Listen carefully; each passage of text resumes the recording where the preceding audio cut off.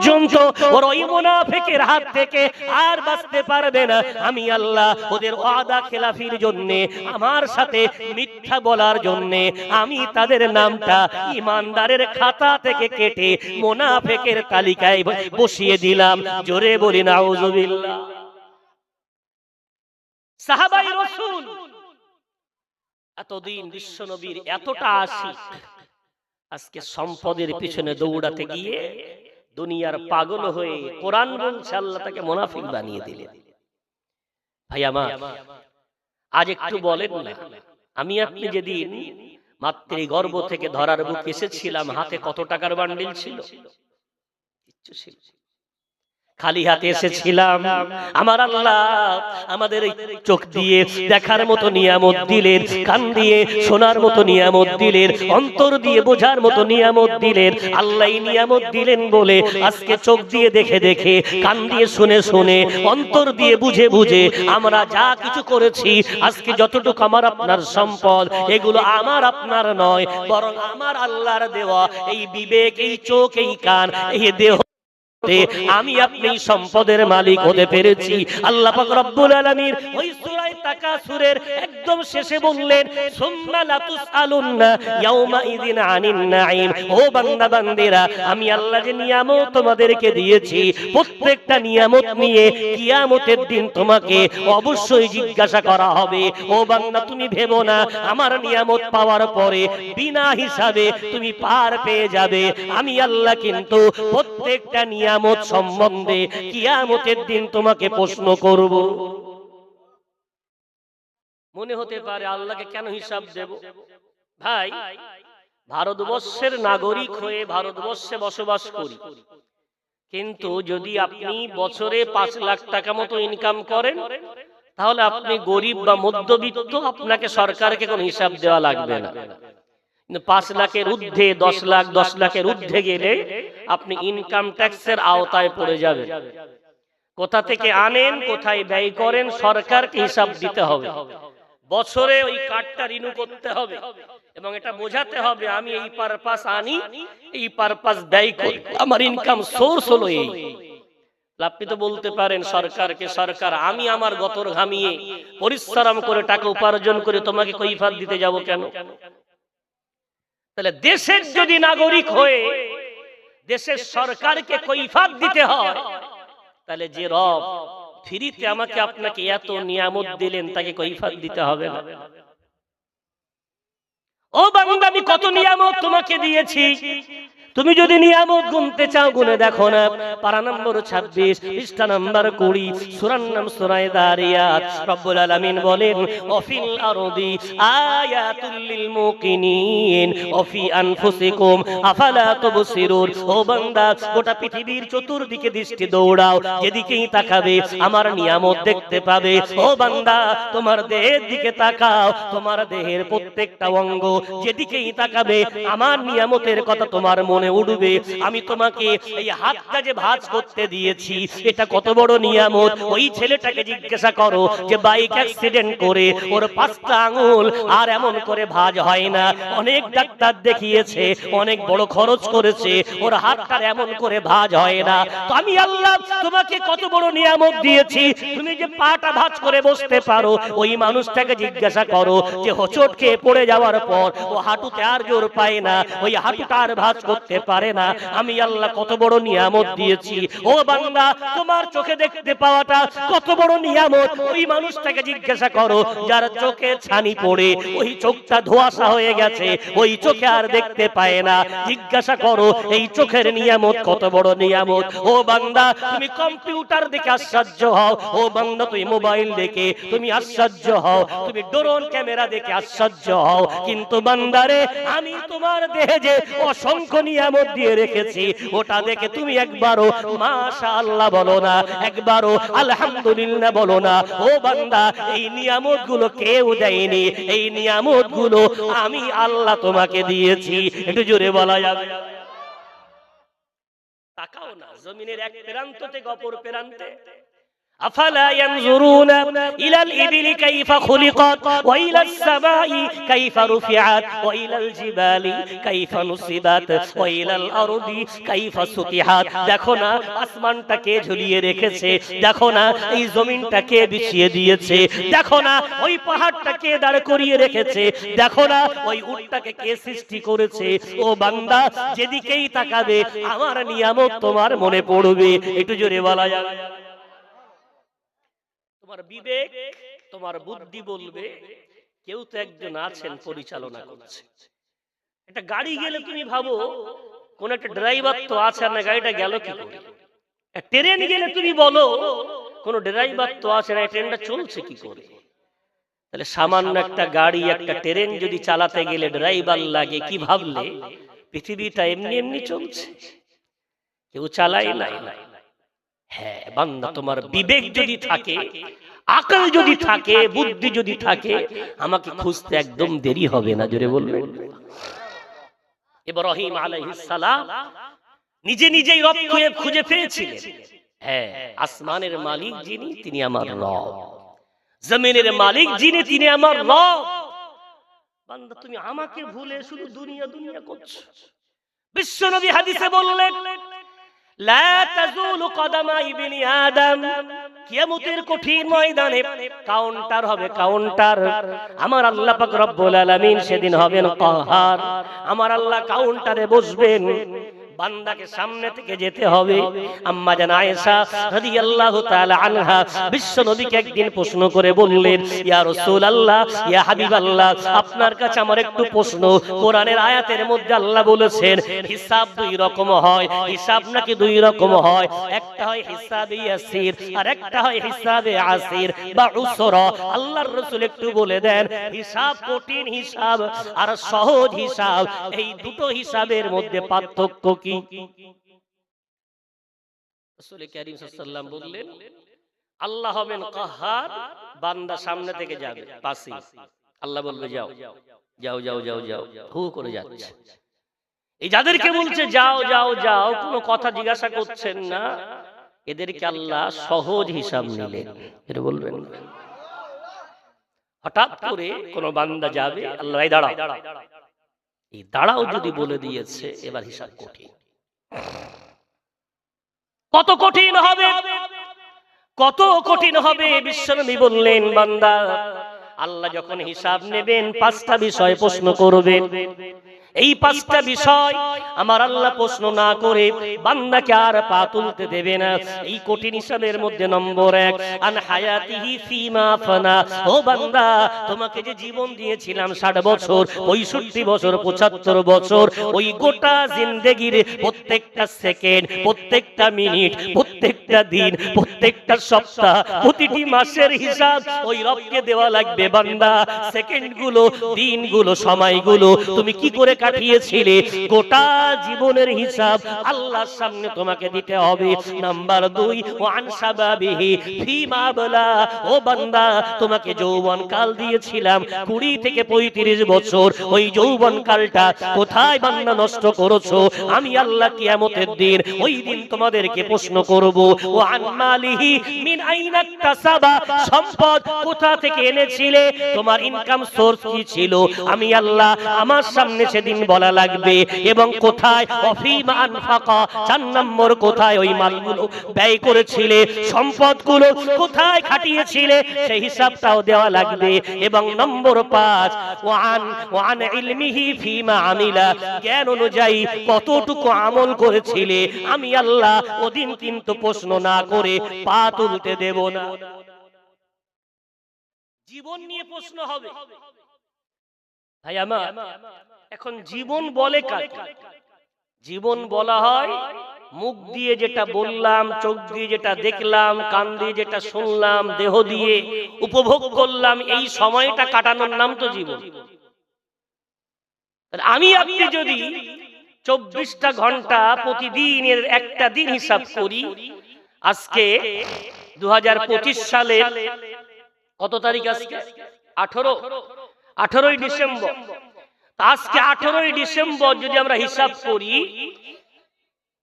17 তারিখ, 17ই ডিসেম্বর যদি হিসাব করি, আজকের দিনটা একবার দেখি যে আমার সকাল থেকে আমি আমার চোখ দিয়ে কতটুকু ভালো কাজ, কতটুকু মন্দ কাজ করেছি, কান দিয়ে কতটুকু ভালো কাজ, কতটুকু মন্দ কাজ করেছি, জবান দিয়ে কতটুকু ভালো কাজ, কতটুকু মন্দ কাজ করেছি, দেহটা দিয়ে কতটুকু ভালো কাজে অ্যাটেন্ড করেছি, কতটুকু মন্দ কাজে অ্যাটেন্ড করেছি। নিজের হিসাব নিজেই। যদি আমার মন বলে আলহামদুলিল্লাহ আমি ফজরের নামাজে এই দেহটা নিয়ে অ্যাটেন্ড করেছিলাম, জামাতে নামাজ আদায় করেছি, ফজরের নামাজের পরে সূরা ইয়াসিন তেলাওয়াত হচ্ছিল, আমি সূরা ইয়াসিন শুনেছি, আমার কানের ইবাদত, আমার দেহের ইবাদত, কিছুক্ষণ বসে বসে আমি আমার পাগল পাগল মনে সান্ত্বনা দেওয়ার জন্য রবের জিকির করে সুবহানাল্লাহ, আলহামদুলিল্লাহ, আল্লাহু আকবার, তাসবিহ আমি বসে বসে আমার জবান দিয়ে পড়েছি। আমি কোরআন বিরাট পড়তে পারি না, গত বছর এই মজলিসে বলেছিলাম কোরআন পড়ার জন্য আরবি জানা লাগে না, অন্তত চেষ্টা করলে সূরা ফাতিহা টুকু দেখে দেখে পড়া যায়। আমি গত বছর বলেছিলাম, আশা করি আপনাদের মনে আছে, ওই কোরআনটা একটু ফজরের পরে চোখ দিয়ে দেখেছিলাম। আলহামদুলিল্লাহ আমার সকাল বেলাটা দেহটা ভালো কাজ, চোখটা ভালো কাজ, কানটা ভালো কাজ, আমার জবানটা ভালো কাজ দিয়ে আমার সকাল শুরু করেছে। এরপরে বাজারে গেছি, আমি কারোর গীবত করিনি, হালাল পয়সা নিয়ে বাজারে গেছি, হালাল মাল কিনে বাড়িতে এসেছি। আমি আমার মাঠে গেছি, আমি আল কেটে বাড়াইনি, আমার ক্ষেত অনুযায়ী আমি আলটা ছেটেছি, আমার ক্ষেতের ফসল আমি সুন্দর করে দেখভাল করেছি। আমার কানে জোহরের আজান এসেছে, আমি জোহরের জামাত অংশগ্রহণ করেছি। এভাবে গোটা দিন আলহামদুলিল্লাহ আমি আল্লাহকে, তার রাসূলের কোন সুন্নাতের খেলাফ কোন কাজ করিনি। আমি করিনি নয়, বরং আল্লাহ আমার দ্বারাই করাইনি। কোন আল্লাহ পাক রব্বুল আলামিনের বিরুদ্ধাচরণমূলক কোন কাজ আল্লাহ আমার দ্বারাই করাইনি। আলহামদুলিল্লাহ আজকের দিনটা আমার জান্নাতের নিকটবর্তী, আমার জান্নাত আমার নিকটবর্তী। একটু জোরে বলা যাবে? এর বিপরীত সকালটা হয়েছে বেনামাজ অবস্থায়, নামাজ পড়িনি, কোরআন শুনিনি, জবান দিয়ে জিকির করিনি, লেনদেনের মধ্যে ধোঁকাবাজি করেছে। বান্দা হিসাব দিতে হবে ওই দিন, ওই দিনের আগে তুমি নিজে হিসাব করে নাও। হাসিবু ক্বাবলা আন তুহাসাবু, আগে হিসাব করো ওই দিনের হিসাব হওয়ার আগে। হ্যাঁ, ভুল ধরা পড়ে গেছে, দুপুরে একটা অপরাধ করে ফেলেছিলাম, বিকালে একটা, দেরি করব। বিশ্বনবী বললেন ইয়া আইয়ুহান নাস তুবু ইলাল্লাহি ওয়াস্তাগফিরু, ও আমার উম্মতেরা আমি তোমাদেরকে আদেশ দিয়ে বলছি আল্লাহর কাছে তওবা করো, আল্লাহর কাছে ক্ষমা চেয়ে নাও। কেন জানো? ফাইন্নী আতুবু ফিল ইয়াউমি ইলাইহি মিয়াতা মাররাতিন, আমি রাসূল নিজেই প্রতিদিন আল্লাহর কাছে 1-2 বার না, আমি রাসূল মাসুম হওয়ার পরেও দৈনন্দিন আল্লাহর কাছে 100 বার করে তওবা পড়ি। একটু জোরে বলা যাবে? ভুল ধরা পড়ে গেছে, একদম দেরি নয়, একদম বিলম্ব নয়, তৎক্ষণাৎ। সবচেয়ে ছোট তওবা আস্তাগফিরুল্লাহ, আস্তাগফিরুল্লাহ, আস্তাগফিরুল্লাহ।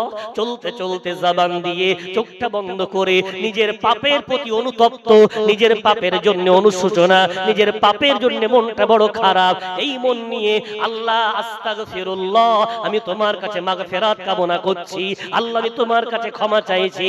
বান্দা তুমি এভাবে ক্ষমা চাইতে থাকো, আমি আল্লাহ আমার দয়ায় তোমার ওই পাপটাকে আমি আল্লাহ তৎক্ষণাৎ মুছে দেব। একটু জোরে বলা যাবে? তওবা কবুল হওয়ার জন্য শর্ত কটা? ওলামারা বলেছেন তওবা কবুল হওয়ার জন্য 3টে শর্ত আছে। কয়টা? নম্বর 1, যে পাপটা করেছি ওই পাপের জন্য মনে মনে অনুশোচনা থাকতে হবে, অনুতাপ। ইস, আমি ইমানদার হয়ে এই গুনাহটা করে ফেললাম। কেন? ঈমান আছে কি নেই? রাসূল কারীম একটি হাদিসের ব্যাখ্যায় বলেছেন ঈমানদার কি করে বুঝবে তুমি ঈমানদার? তো তখন বুঝবে তুমি ঈমানদার ইযা সাররাতকা হাসানাতু ওয়া ইযা আসাআতকা সাইয়্যাতু, তোমার নেকি যদি তোমাকে আনন্দ দেয় আর গুনাহ যদি তোমাকে দুঃখ দেয়, তুমি ভাববে তোমার ঈমান এখনো আছে। এর বলবেন আজ যদি তোমার নেকি তোমাকে আনন্দ না দেয়, গুনাহ তোমাকে দুঃখ না দেয়, তো ভাববে তোমার ঈমান গেছে। নম্বর 1, তওবার জন্য শর্ত অনুশোচনা যেন থাকে, অনুতাপ যেন থাকে অন্তরের মধ্যে, যেন ওই গুনার জন্য একটা মনে মনে আল্লাহর কাছে একটা লজ্জা অনুভব মনের মধ্যে অনুভূতি হয়। এটা হলো প্রথম শর্ত। নাম্বার 2, দেরি না করে যত দ্রুত সম্ভব তওবা পড়ে ইস্তেগফার পড়ে ওই গুনাহ থেকে ফিরে আসা। এই ফিরে আসাটা পূর্ণ রূপে ফিরে আসার অঙ্গীকার নিয়ে তওবাটা পড়ে নেওয়া। নাম্বার 3, কোনদিন যদি ওই কাজের সুযোগ আবার একবার চলে আসে তার দিকে মুখ তুলে না তাকানো। যদি বান্দা এই 3টি শর্ত মেনে তওবা করে আমার আল্লাহ তার তওবাটা কবুল করে নেবেন। একটু জোরে বলা যাবে। পারা নম্বর 4, পৃষ্ঠা নম্বর 19, সূরার নাম সূরা নিসার মধ্যে আল্লাহ পাক রব্বুল আলামিন এই কাদের তওবা কবুল করেন, কাদের তওবা কবুল করে না বিস্তারিত বলেছেন।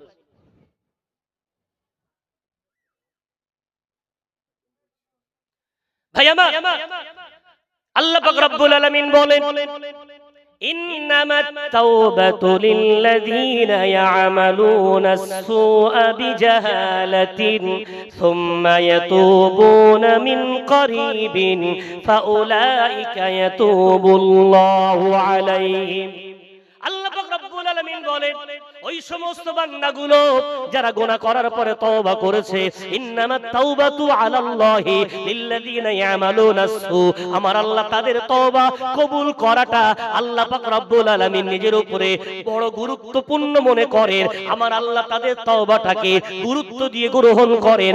যারা গুনাহ করে না জেনে এবং গুনাহ করা মাত্রই একদম দেরি না করে আল্লাহর কাছে অতি দ্রুত তওবা করে নেয়, আমার আল্লাহ তাদের তওবাটা কবুল করাটা আমার আল্লাহ বড় গুরুত্বপূর্ণ মনে করেন। একটু জোরে বলা যাবে।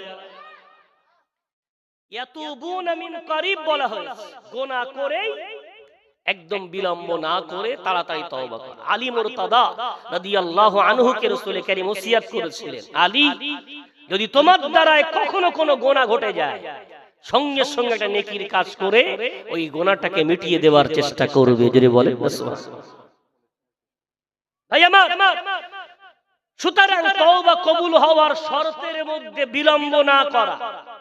কিন্তু কেউ যদি বিলম্ব করে আর গুনার উপরে গুনাহ করে, যে আল্লাহ বলছেন وليست التوبة للذين يعملون السيئات حتى إذا حضر أحدهم الموت قال إني تبت الآن ولا الذين يموتون هم كفار أولئك أعتدنا لهم عذابا أليما। আমার আল্লাহ বলছেন যারা গুনার উপরে গুনাহ, গুনার উপরে গুনাহ, গুনাহ করে করে গুনার পাহাড় জমিয়ে ফেলে, ওরা তওবা করতে চায় না, ওরা টালমাটল করে আগামীকাল করে নেব, সবে বরাত আসুক তখন করব, ঈদের রাত্রে করে নেব, কদরের রাত্রে করে নেব, ওরা গুনার উপরে গুনাহ, গুনার উপরে গুনাহ। যখন ওদের মৃত্যুর সময় আসে হাত্তা ইযা হাদারা আহাদাহুমুল মাউত, যখন তাদের মৃত্যুর সময় আসে তখন বান্দা বলে ক্বালা ইন্নী তুবতুল আন, আমি এখন তওবা করছি। কখন তওবা করে? মরণের সময়। বিশ্বনবীর সহিহ হাদিস, ইন্নাল্লাহা ইয়াকবালু তাওবাতাল আবদি হাত্তা মা লাম ইউগরগির, বান্দার তওবা আল্লাহ ততক্ষণ কবুল করেন যতক্ষণ ওর শেষ মুহূর্ত না আসে। এই শেষ মুহূর্তটা বলা হয় পা ঠান্ডা হয়ে গেছে, হাত ঠান্ডা হয়ে গেছে, চোখ মালাকুল মউত দেখতে পাচ্ছে, জাহান্নাম চোখের সামনে, ওই সময় বান্দা তওবা করছে, যাকে আমরা জাকামদানি বলি। এই সময়ে তওবা কবুল হয় না। এ ব্যাপারে কোরআনুল কারীমের 11 পারা 18 পৃষ্ঠা সূরা ইউনূসের মধ্যে আল্লাহ পাক রব্বুল আলামিন শুনিয়েছেন ঘটনা। ওই নমরুদ ফেরাউনের ঘটনা আল্লাহ বলেছেন। ফেরাউন যখন মূসা আলাইহিস সালাতু ওয়াস সালাম তাকে আল্লাহর পরিচয় দিলেন, ও যখন মানলো না, মূসার বিরুদ্ধে অনেক রকমের ষড়যন্ত্র করলো, আল্লাহ মূসাকে দরিয়া পার করে যখন নাজাত দিলেন, তো দরিয়ার মধ্যে ফেরাউন যখন ডুবে যাচ্ছে আল্লাহ তার দৃশ্যটা কোরআন রেকর্ড করেছে। হাত্তা ইযা আদরাকা হাত্তা ইযা আদরাকা গরাকাল মাউত। আল্লাহ পাক রব্বুল আলামিন বলছেন যখন ফিরাউনকে মৃত্যু ডুবন্ত অবস্থায় এসে তাকে ওয়েলকাম করছে, তার সাথে মোলাকাত করছে মৃত্যু। হাত্তা ইযা গরাকা, যখন ফিরাউন ডুবন্ত অবস্থায় মৃত্যুর সম্মুখীন হয়েছে, তখন ও ব্যক্তি বলা শুরু করেছে আমানতু আন্নাহু লা ইলাহা ইল্লাল্লাযী আমানাত বিহি বানু ইসরাঈলা ওয়া আনা মিনাল মুসলিমিন। তখন ফিরাউন বলতে লেগেছে আমি ঈমান আনলাম ওই সত্তার উপরে যিনি ছাড়া কোনো মাবুদ নাই, যার উপরে বনি ইসরাঈল ঈমান এনেছে, আমি এখন থেকে মুসলমান। আমার আল্লাহ আরশে আজিম থেকে চিৎকার করে বলে আলান, ওরে ফিরাউন এখন তোর সময় হলো। এতদিন পর্যন্ত তুই আমার নাফরমানি করলি, এখন তুই তওবা করিস। ওরে ফিরাউন তোর তওবা আমি আল্লাহ এখন আর কবুল করব না। তবে তুই যেহেতু এই মুহূর্তে এসে তোর ভুলটা বুঝতে পেরেছিস, তাই একটা পুরস্কার তোকে দেব, সেটা হলো ফাল ইয়াউমা নুনাজ্জিকা বিবাদানিকা লিতাকুনা লিমান খালফাকা আয়া। আমি তোর বদনটাকে, আমি তোর দেহটাকে আমি আল্লাহ হেফাজত করে রাখবো, যাতে করে তোর মতো ফিরাউন প্রতি যুগে যারাই আসবে ওরা যেন দেখে যে ফিরাউন আনা রাব্বুকুমুল আলার দাবিদার নদীতে সাঁতার না কাটতে পেরে ডুবে মারা গেছে, এবং আমি আল্লাহ আমার কুদরতি ক্ষমতায় বিনা ঔষধে যুগ যুগ ধরে তোকে ধরার বুকে রেখে ওই সমস্ত জালেম যারা, অত্যাচারী যারা, তাদের জন্য তোকে দৃষ্টান্ত বানাবো। একটু জোরে বলা যাবে? জালেম কোনদিন জানে না যে ওর সিংহাসন তলা থেকে নড়বড় হয়ে আছে। অত্যাচারী জানে না যে ওর তলা থেকে ওর সিংহাসন নড়বড়ে হয়ে যাচ্ছে। কেন? জুলুম আমার আল্লাহ সহ্য করে। পৃথিবীর মালিক, সার্বভৌমত্বের একমাত্র অধিকারী আমার আল্লাহ। কুলিল্লাহুম্মা মালিকাল মুলক, আমার আল্লাহ যাকে চান রাজত্ব দেয়। ফিরাউন, নমরুদ, হিটলার, পৃথিবীতে যারাই জুলুম করেছে, যখন জুলুম করত তখন মনে করত দুনিয়ায় আমাদের কেউ হারাতে পারবে না। বেশি দিনের কথা না, বাংলাদেশের দিকে তাকান। হাসিনা কি করেছিল? আয়না ঘর বানিয়েছিল, হাজার হাজার মানুষকে গুম করেছে। কি ভেবেছিল? আমাকে কেউ হারাতে পারবে না, আমার সিংহাসন থেকে কেউ নামাতে পারবে না। ছেড়েছে আল্লাহ। এমন তাড়ানো তাড়িয়েছে, পালিয়ে কুল পাচ্ছিল না কোথায় গিয়ে আত্মগোপন করা যায়। জালেম যেই হোক আল্লাহ তাকে ছাড় দেয়, তবে ছেড়ে দেয়। আজ আমরা ভারতবর্ষের জমিনে মুসলমান বড় হাহাকার করছে। আমাদের মসজিদগুলো ছিনিয়ে নেওয়া হচ্ছে, আমাদের মাদ্রাসা, আমাদের খানকা, আমাদের ঈদগাহ, আমাদের কবরস্থান, আমাদের ওয়াকফের সম্পদ আজকে কঠিন দুর্দশার সম্মুখীন আমরা। কে বাঁচাবে? কোন পার্টির লিডার, কোন নেতা, কোন মন্ত্রী? কেউ না। আমাদের যদি কেউ ছিলেন তো ছিলেন আল্লাহ, কেউ আছেন তো আছেন আল্লাহ, কেউ থাকবেন তো তিনি হবেন আল্লাহ। একটু জোরে বলেন। আল্লাহর প্রতি আমাদের তাওয়াক্কুল করি। ধন্যবাদ। বিরাট র্যালি হচ্ছে, সামনে দুটো নেতা, পিছনে কিছু স্লোগান, বিরাট র্যালি করে। জানো আজকে আমরা অমুক জায়গায় রাস্তা অবরোধ করে র্যালি করেছি। কতজন ছিলে? ৫,০০০। ৫,০০০ ছিলে ভাই। ৫,০০০ এর মধ্যে জোহরের নামাজ কজন পড়েছে? ১০ জন জোহরের নামাজ পড়েছে। তোমাদের ওই র্যালি লিখে রাখো, ওয়ান ক্যামেরা, আল্লাহি কসম খেয়ে বলছি, ওই র্যালির দ্বারা ভারত সরকারের অন্তরে ন্যূনতম প্রভাব পড়বে না। ওই র্যালির দ্বারা মুসলমান তার হক কোশ্চিন কালেও ফিরে পাবে না। তোমার র্যালি ওই দিন কামিয়াব যেদিন তুমি র্যালি করার আগে আল্লাহর কাছে সালাতুল হাজত পড়ে রবকে বলবে, রব এই জমিন আমাদের পূর্বপুরুষ তাদের বুকের তাজা রক্ত দিয়ে আযাদ করে এখানে আমরা আল্লাহু আকবার ধ্বনিটা স্বাধীন হয়ে দেব, তাই তারা আযাদ করেছিল। আজকে আমাদের অধিকার ছিনিয়ে নিতে চায়, তাই আগে নামাজ পরে র্যালি, আবার কামিয়াবি তোমাদের মাথার উপরে আল্লাহর তরফ থেকে নেমে আসবে। জোরে বলা যায়। শ্রোতা দেখে লাপাচ্ছ, অমুক হুজুরের এলাকায় জায়গা দেওয়া যায়নি, মাঠ ভরে গেছে, ক্ষেত ভরে গেছে, রাস্তা ভরে গেছে। আসরের নামাজ পড়েছিল? আসরের নামাজ নেই, কামিয়াবি নেই।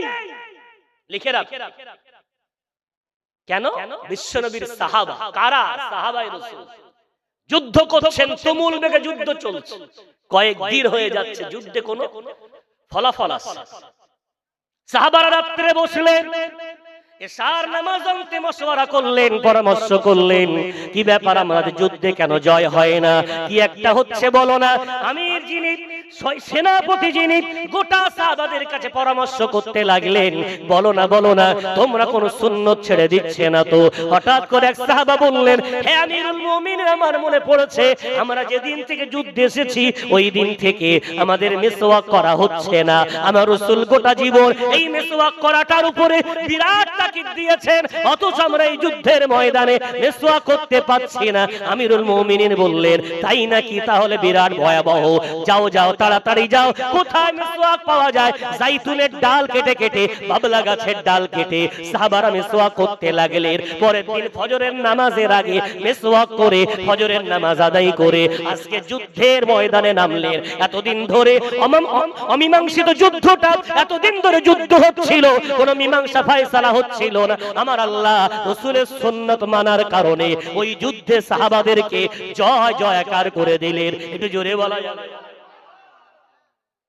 কি ভাবছো কামিয়াবি তোমার নামাজ বাদ দিয়ে, সুন্নাত বাদ দিয়ে? আজকে আমরা মার খাওয়ার জন্য কোন সম্প্রদায় দায়ী না, কোন কেউ দায়ী না, দায়ী আমরা। লিখে রাখেন, আমরা যদি আগামী কাল থেকে শপথ করি যে আমরা রাসূলকে আঘাত দেব না, মসজিদগুলো ভরিয়ে তুলব, আমাদের সাধ্যের মধ্যে যতটুকু ক্ষমতা আছে আমরা সাধ্যমতো আল্লাহর হুকুম পালন করব, আমার আল্লাহর কুদরতি ক্ষমতা আবার নেমে আসবেই, এতে কোনো সমস্যা নেই। কোথাও র্যালি করতে যেতে হবে, কোথাও প্রতিবাদ সভা জানাতে হবে, আল্লাহ জয় দেবে।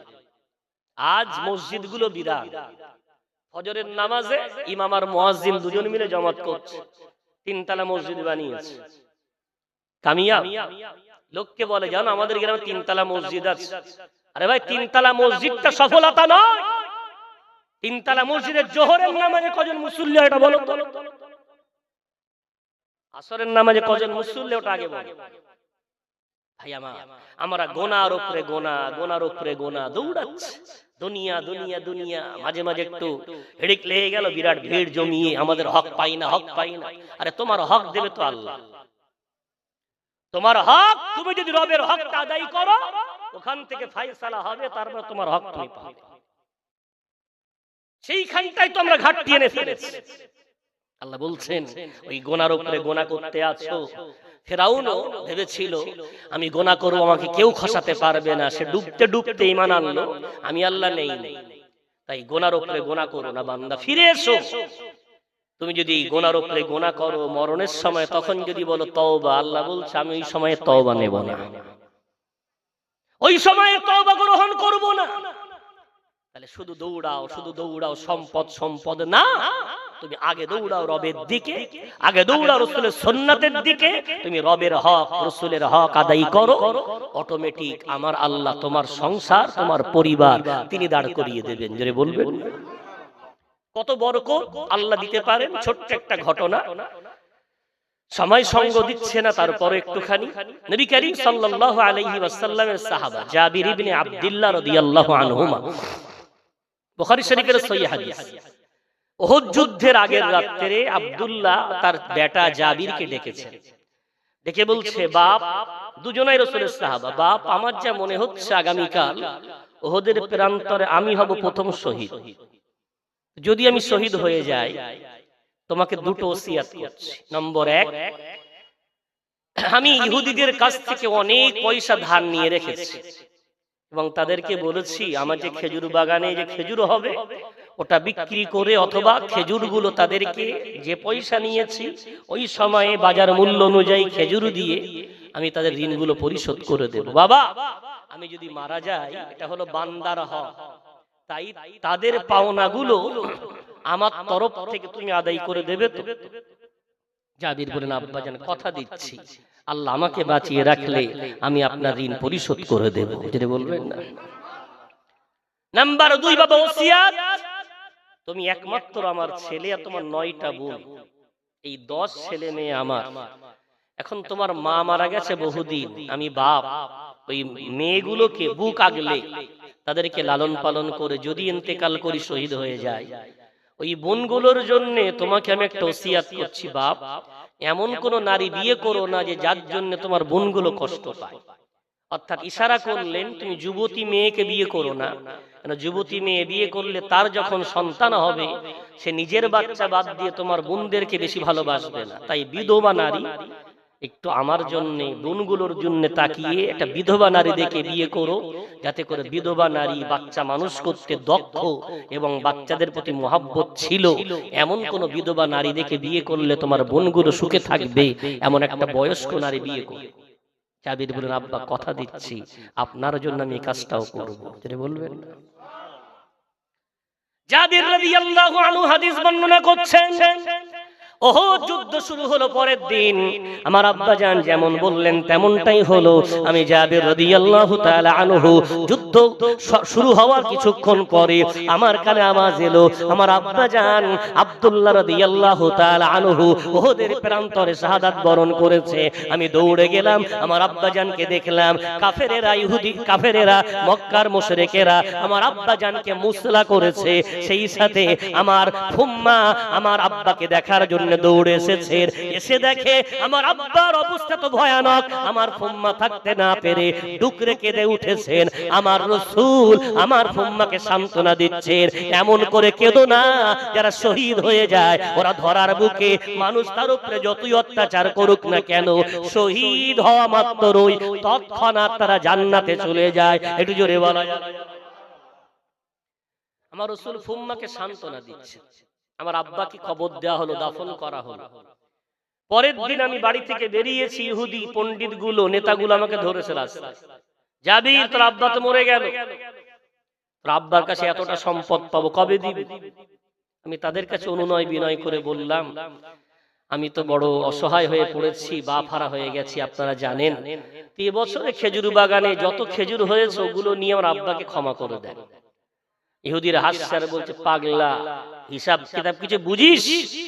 তোদের বাগানের যা খেজুর 2-3 বছর ধরে বিক্রি করলেও আমাদের ঋণ শোধ হবে না, ওই নিয়ে ক্ষমা করবো মানে? যতটা পাবো ততটাই দেওয়া লাগবে, কি করে পরিশোধ করি ভেবে দেখ। জাবির এই সমস্ত কথা শুনে মন খারাপ, রাসূলের দরবারে এসেছে। রাসূল কারীম জাবিরকে ডাকছেন, বাবা জাবির মনটা খারাপ, কি হয়েছে? ইয়া রাসূলুল্লাহ, ইহুদির এমন করে আমাকে ছোট বড় কথা শুনিয়েছে, আপনি যদি একটু দয়া করে ওদেরকে বুঝিয়ে বলতেন। রাসূল কারীম জাবিরের অনুরোধ শুনে রাসূল নিজে গেলেন, ইহুদিদেরকে বোঝালেন, ইহুদিরা জাবির জানো তো বাপ হারিয়ে ফেলেছে, এবছরে যা খেজুরের হয়েছে ভালো ফল হয়েছে, আমি রাসূল কারীম বলছি ওগুলো নিয়ে তোমরা ক্ষমা করে দাও। ও মুহাম্মদ, আমাদেরকে বোঝাতে আসবেন না, ব্যবসা সম্বন্ধে আপনি আমাদেরকে বোঝাতে আসবেন না। ওর আব্বা ঋণ করেছে, ঋণ পরিশোধ ওই করবে, আপনি অনুরোধ করলে আপনার অনুরোধ রাখতে পারবো না। বিশ্বনবীর মনটা খারাপ হয়ে গেল, দরবারে এলেন, ও বাবা জাবির, আমি তাদেরকে অনুরোধ করলাম, ওরা আমার অনুরোধ রাখতে চায় না। ও বাবা জাবির, তোমাকে একটা রাস্তা তবে বলে দিই, তুমি এক কাজ করো, তোমার গাছের খেজুরগুলো যখন পাকবে, পাকার মতো সময় চলে আসবে, তুমি খেজুরগুলো 3টে জায়গায় ভাগ করবে। একটা জায়গায় ছোট খেজুর যেগুলো আধ কাঁচা আধ পাকা, ওগুলো একটা জাগ দেবে, আর একটা জায়গায় মাঝারি খেজুর, ওগুলো তুমি একটা জায়গায় জাগ দেবে, আর একটা জায়গায় বড় খেজুর, ওগুলো একটা জায়গায় জাগ দেবে। ও বাবা জাবির, যখন তোমার জাগ দেওয়ার পরে গোটা খেজুরগুলো পেকে যাবে, তোমার পাওনাদারদেরকে তুমি ডাকবে এবং আমাকেও একটু খবর দেবে, আমি রাসূল নিজে হাতে তোমার পাওনাদারদের ঋণ আমি রাসূল পরিশোধ করে দেব। একটু জোরে বলা যায়। জাবির রাদিয়াল্লাহু আনহু বলছেন, রাসূলের কথা মতো আমার গাছের খেজুর যখন পেকে যাওয়ার মতো হলো, আমি আধ পাকা অবস্থায় পেড়ে আল্লাহ মিনে জাগ দিলাম। গরমে খেজুর পেকে যাবে, গাছে পাকলে অনেক পড়ে যাবে, আধ পাকা অবস্থায় পেড়ে জাগ দিয়েছি।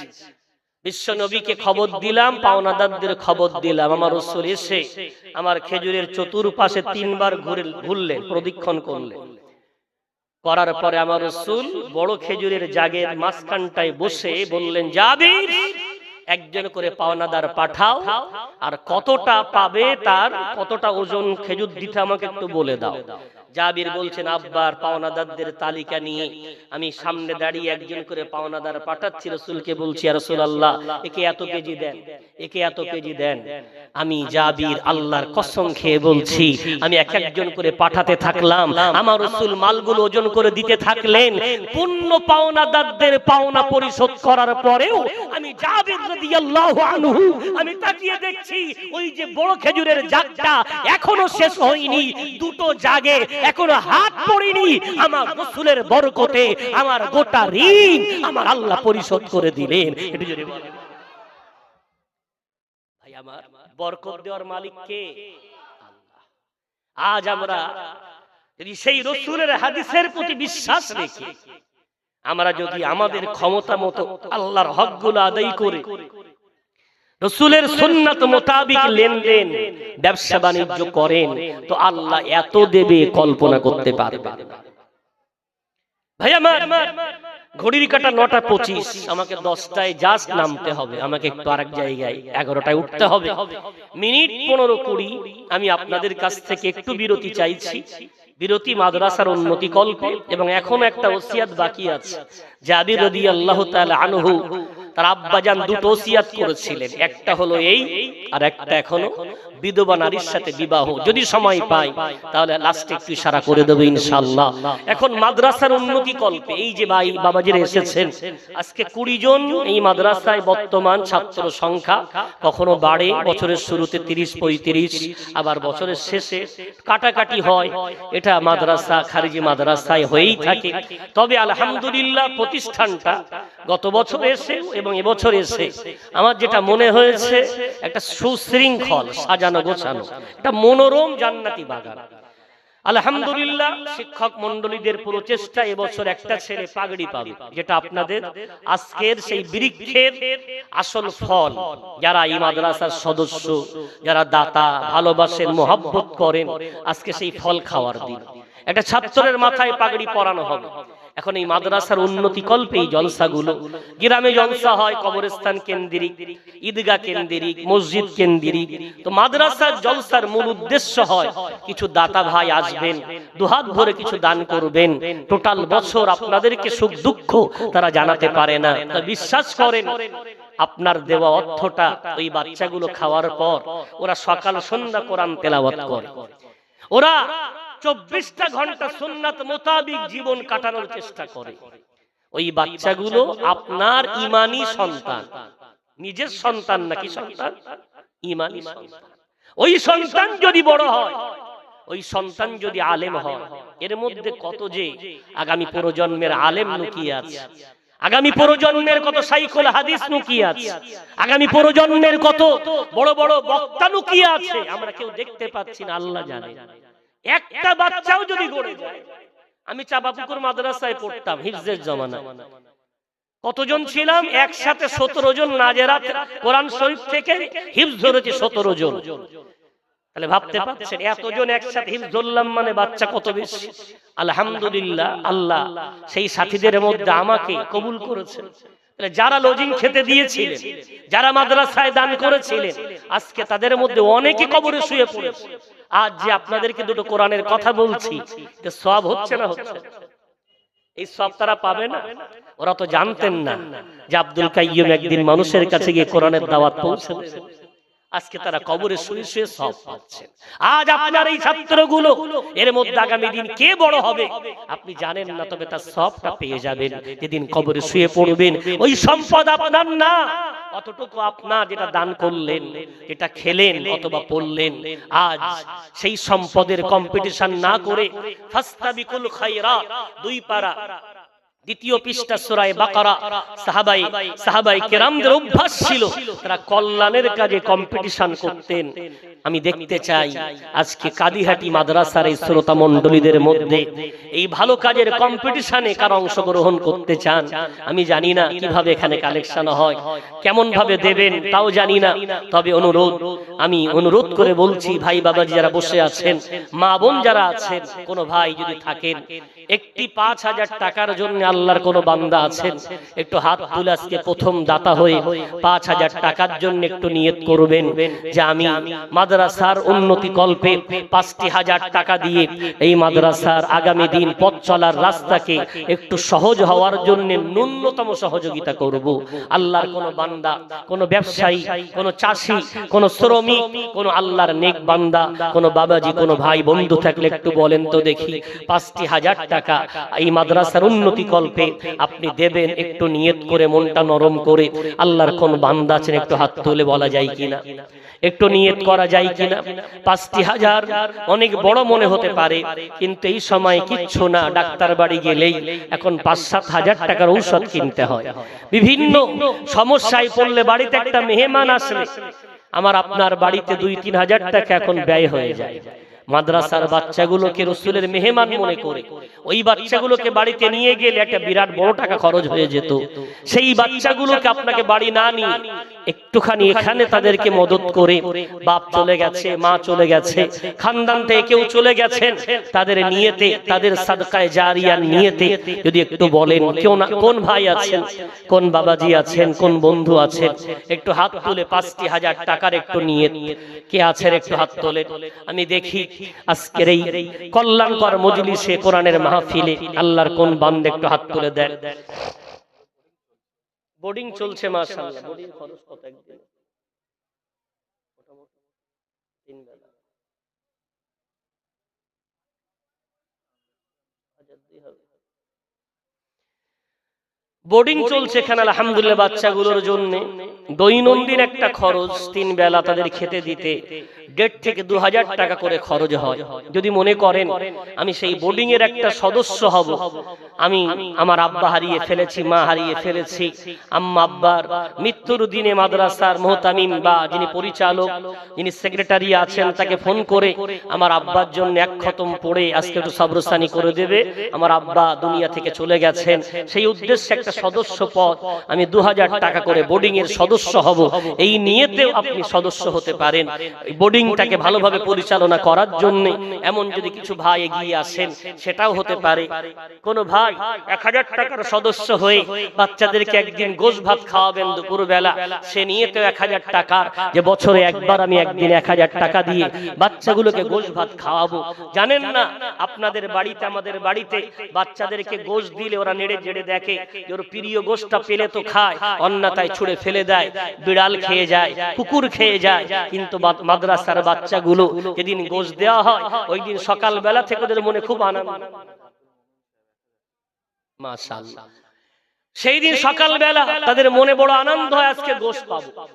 ওদের মুখের হাসি দেখলে আপনার কলিজা ভিজে যাবে, যে ছোট্ট ছোট্ট বাচ্চাগুলো গোশ খাওয়ার আনন্দে এমন করে হাসে। সেই বাচ্চাগুলোকে একটু খাওয়াবেন। আলহামদুলিল্লাহ প্রথম দাতা আলহাজ আব্দুল মোমেন বাবাজি আমার নিয়ত করছেন 1,000 টাকা দেবেন। একটু উচ্চ আওয়াজে তাকবীর দেন না, নারে তাকবীর, জোরে হবে না নারে তাকবীর। রব্বুল আলামিন তোমার বান্দা আলহাজ বাইতুল্লাহ জিয়ারত করে, রাসূলের রওজা জিয়ারত করে আল্লাহ সম্মানের আসনে বসে পড়েছেন। আল্লাহ তার হায়াতটা দারাজ করে দাও, আল্লাহ শরীরটা সুস্থ রেখে দাও। বারবার জীবনে তোমার ঘরের মেহমান হওয়ার তৌফিক এনায়েত করে দাও। তার খানদানে যারা বেঁচে আছেন তাদেরকে আল্লাহ তার উত্তরসূরি বানিয়ে ওই বাইতুল্লাহর আল্লাহ মুসাফির হওয়ার মতো তৌফিক এনায়েত করে দাও। যারা কবরে শুয়ে পড়েছেন তাদের জন্য দানটা সাদকায়ে জারিয়া বানিয়ে দাও। কিয়ামতের কঠিন ময়দানে আল্লাহ এই দানটা তার জন্য, পরিবারের জন্য নাজাতের আল্লাহ জরিয়া বানিয়ে দিও। জোরে বলেন একটু আল্লাহুম্মা আমিন। 2 নম্বরে কে আছেন আল্লাহর বান্দা? একটুখানি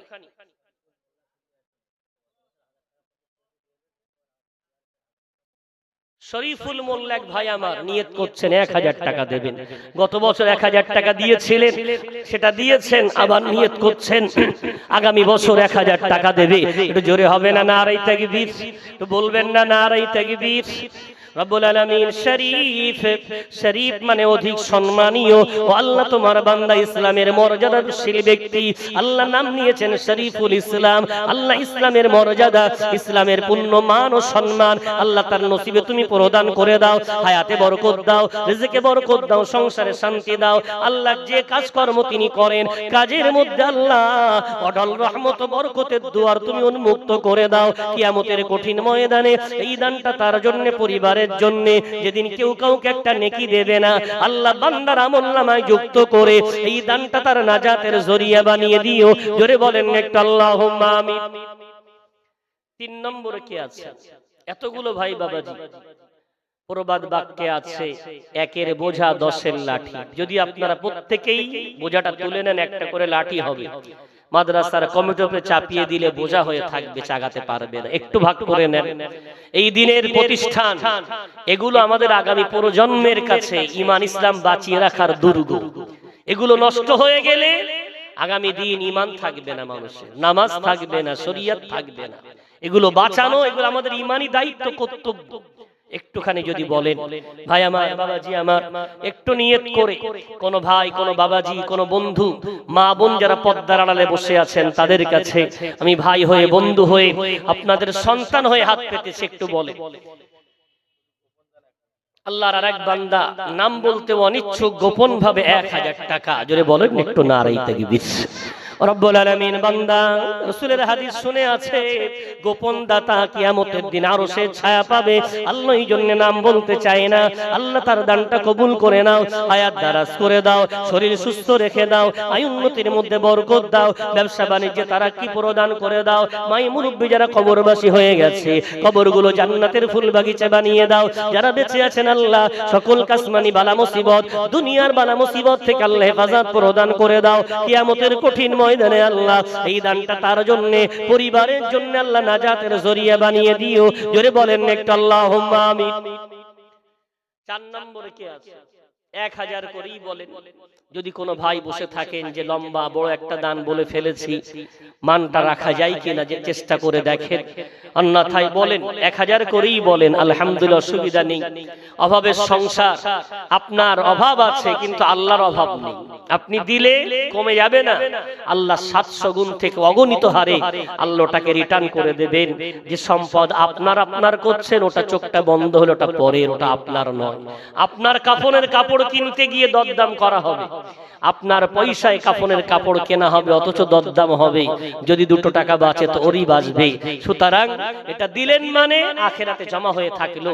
আল্লাহ পাক রব্বুল আলামিন 29 পারা 16 পৃষ্ঠা সূরা মুজাম্মিলের মধ্যে আল্লাহ বলেছেন, ওমা তুকদ্দিমু লিআনফুসিকুম মিন খাইরিন, তুমি যদি রবের কাছে কোনো ভালো কাজ করে পাঠিয়ে রাখো, তাজিদুহু ইনদাল্লাহ, অবশ্যই রবের কাছে পেয়ে যাবে, নষ্ট হবে না।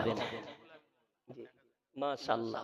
আমার বাবাজি মুখ ভরা সুন্নতি দাড়ি, দেখেন না গরিব মানুষ, বয়স হয়ে গেছে, দৌড়ে এসে বলছেন রুহুল আমিন। আল্লামা রুহুল আমিন হুজুরের নামের সাথে নাম মেলানো। রূহ আল্লাহর ফেরেশতা জিবরাইলের নাম, আবার রূহ জীবনের নাম, আত্মার নাম। আমার বাবাজির নাম রুহুল আমিন। আল্লাহ পাক রব্বুল আমিন মানে শান্তি, শান্তির আত্মা। আল্লাহ পাক রব্বুল আলামিন এত সুন্দর নাম নিয়েছেন, 1000 টাকা দান করছেন। একটু আকাশ বাতাস মুখরিত করে বলেন না নারায়ে তাকবীর। জোরে হবে না নারায়ে তাকবীর। গোলাপ নীলাম, গায়দা নীলাম, নীলাম রজনীগন্ধা, মনের সুখে মালা গেঁথেছি সকাল থেকে সন্ধ্যা। গোলাপ নীলাম, গায়দা নীলাম, নীলাম রজনীগন্ধা, মনের সুখে মালা গেঁথেছি সকাল থেকে সন্ধ্যা। একবার দিদার দাও যদি ও গো কমলিওয়ালা, একবার দিদার দাও যদি ও গো কমলিওয়ালা, মনের সুখে পরাবো তোমায় হাজার ফুলের মালা।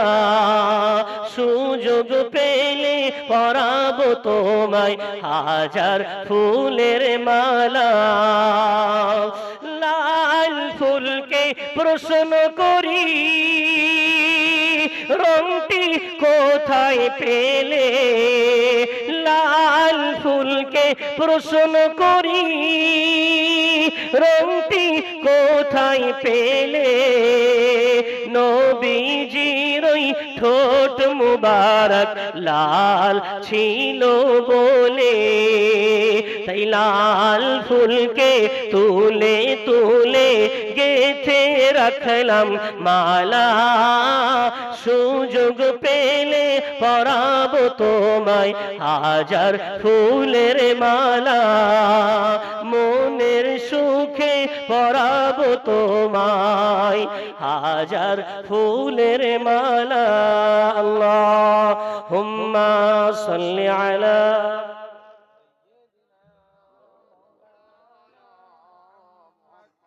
وعلى آل سيدنا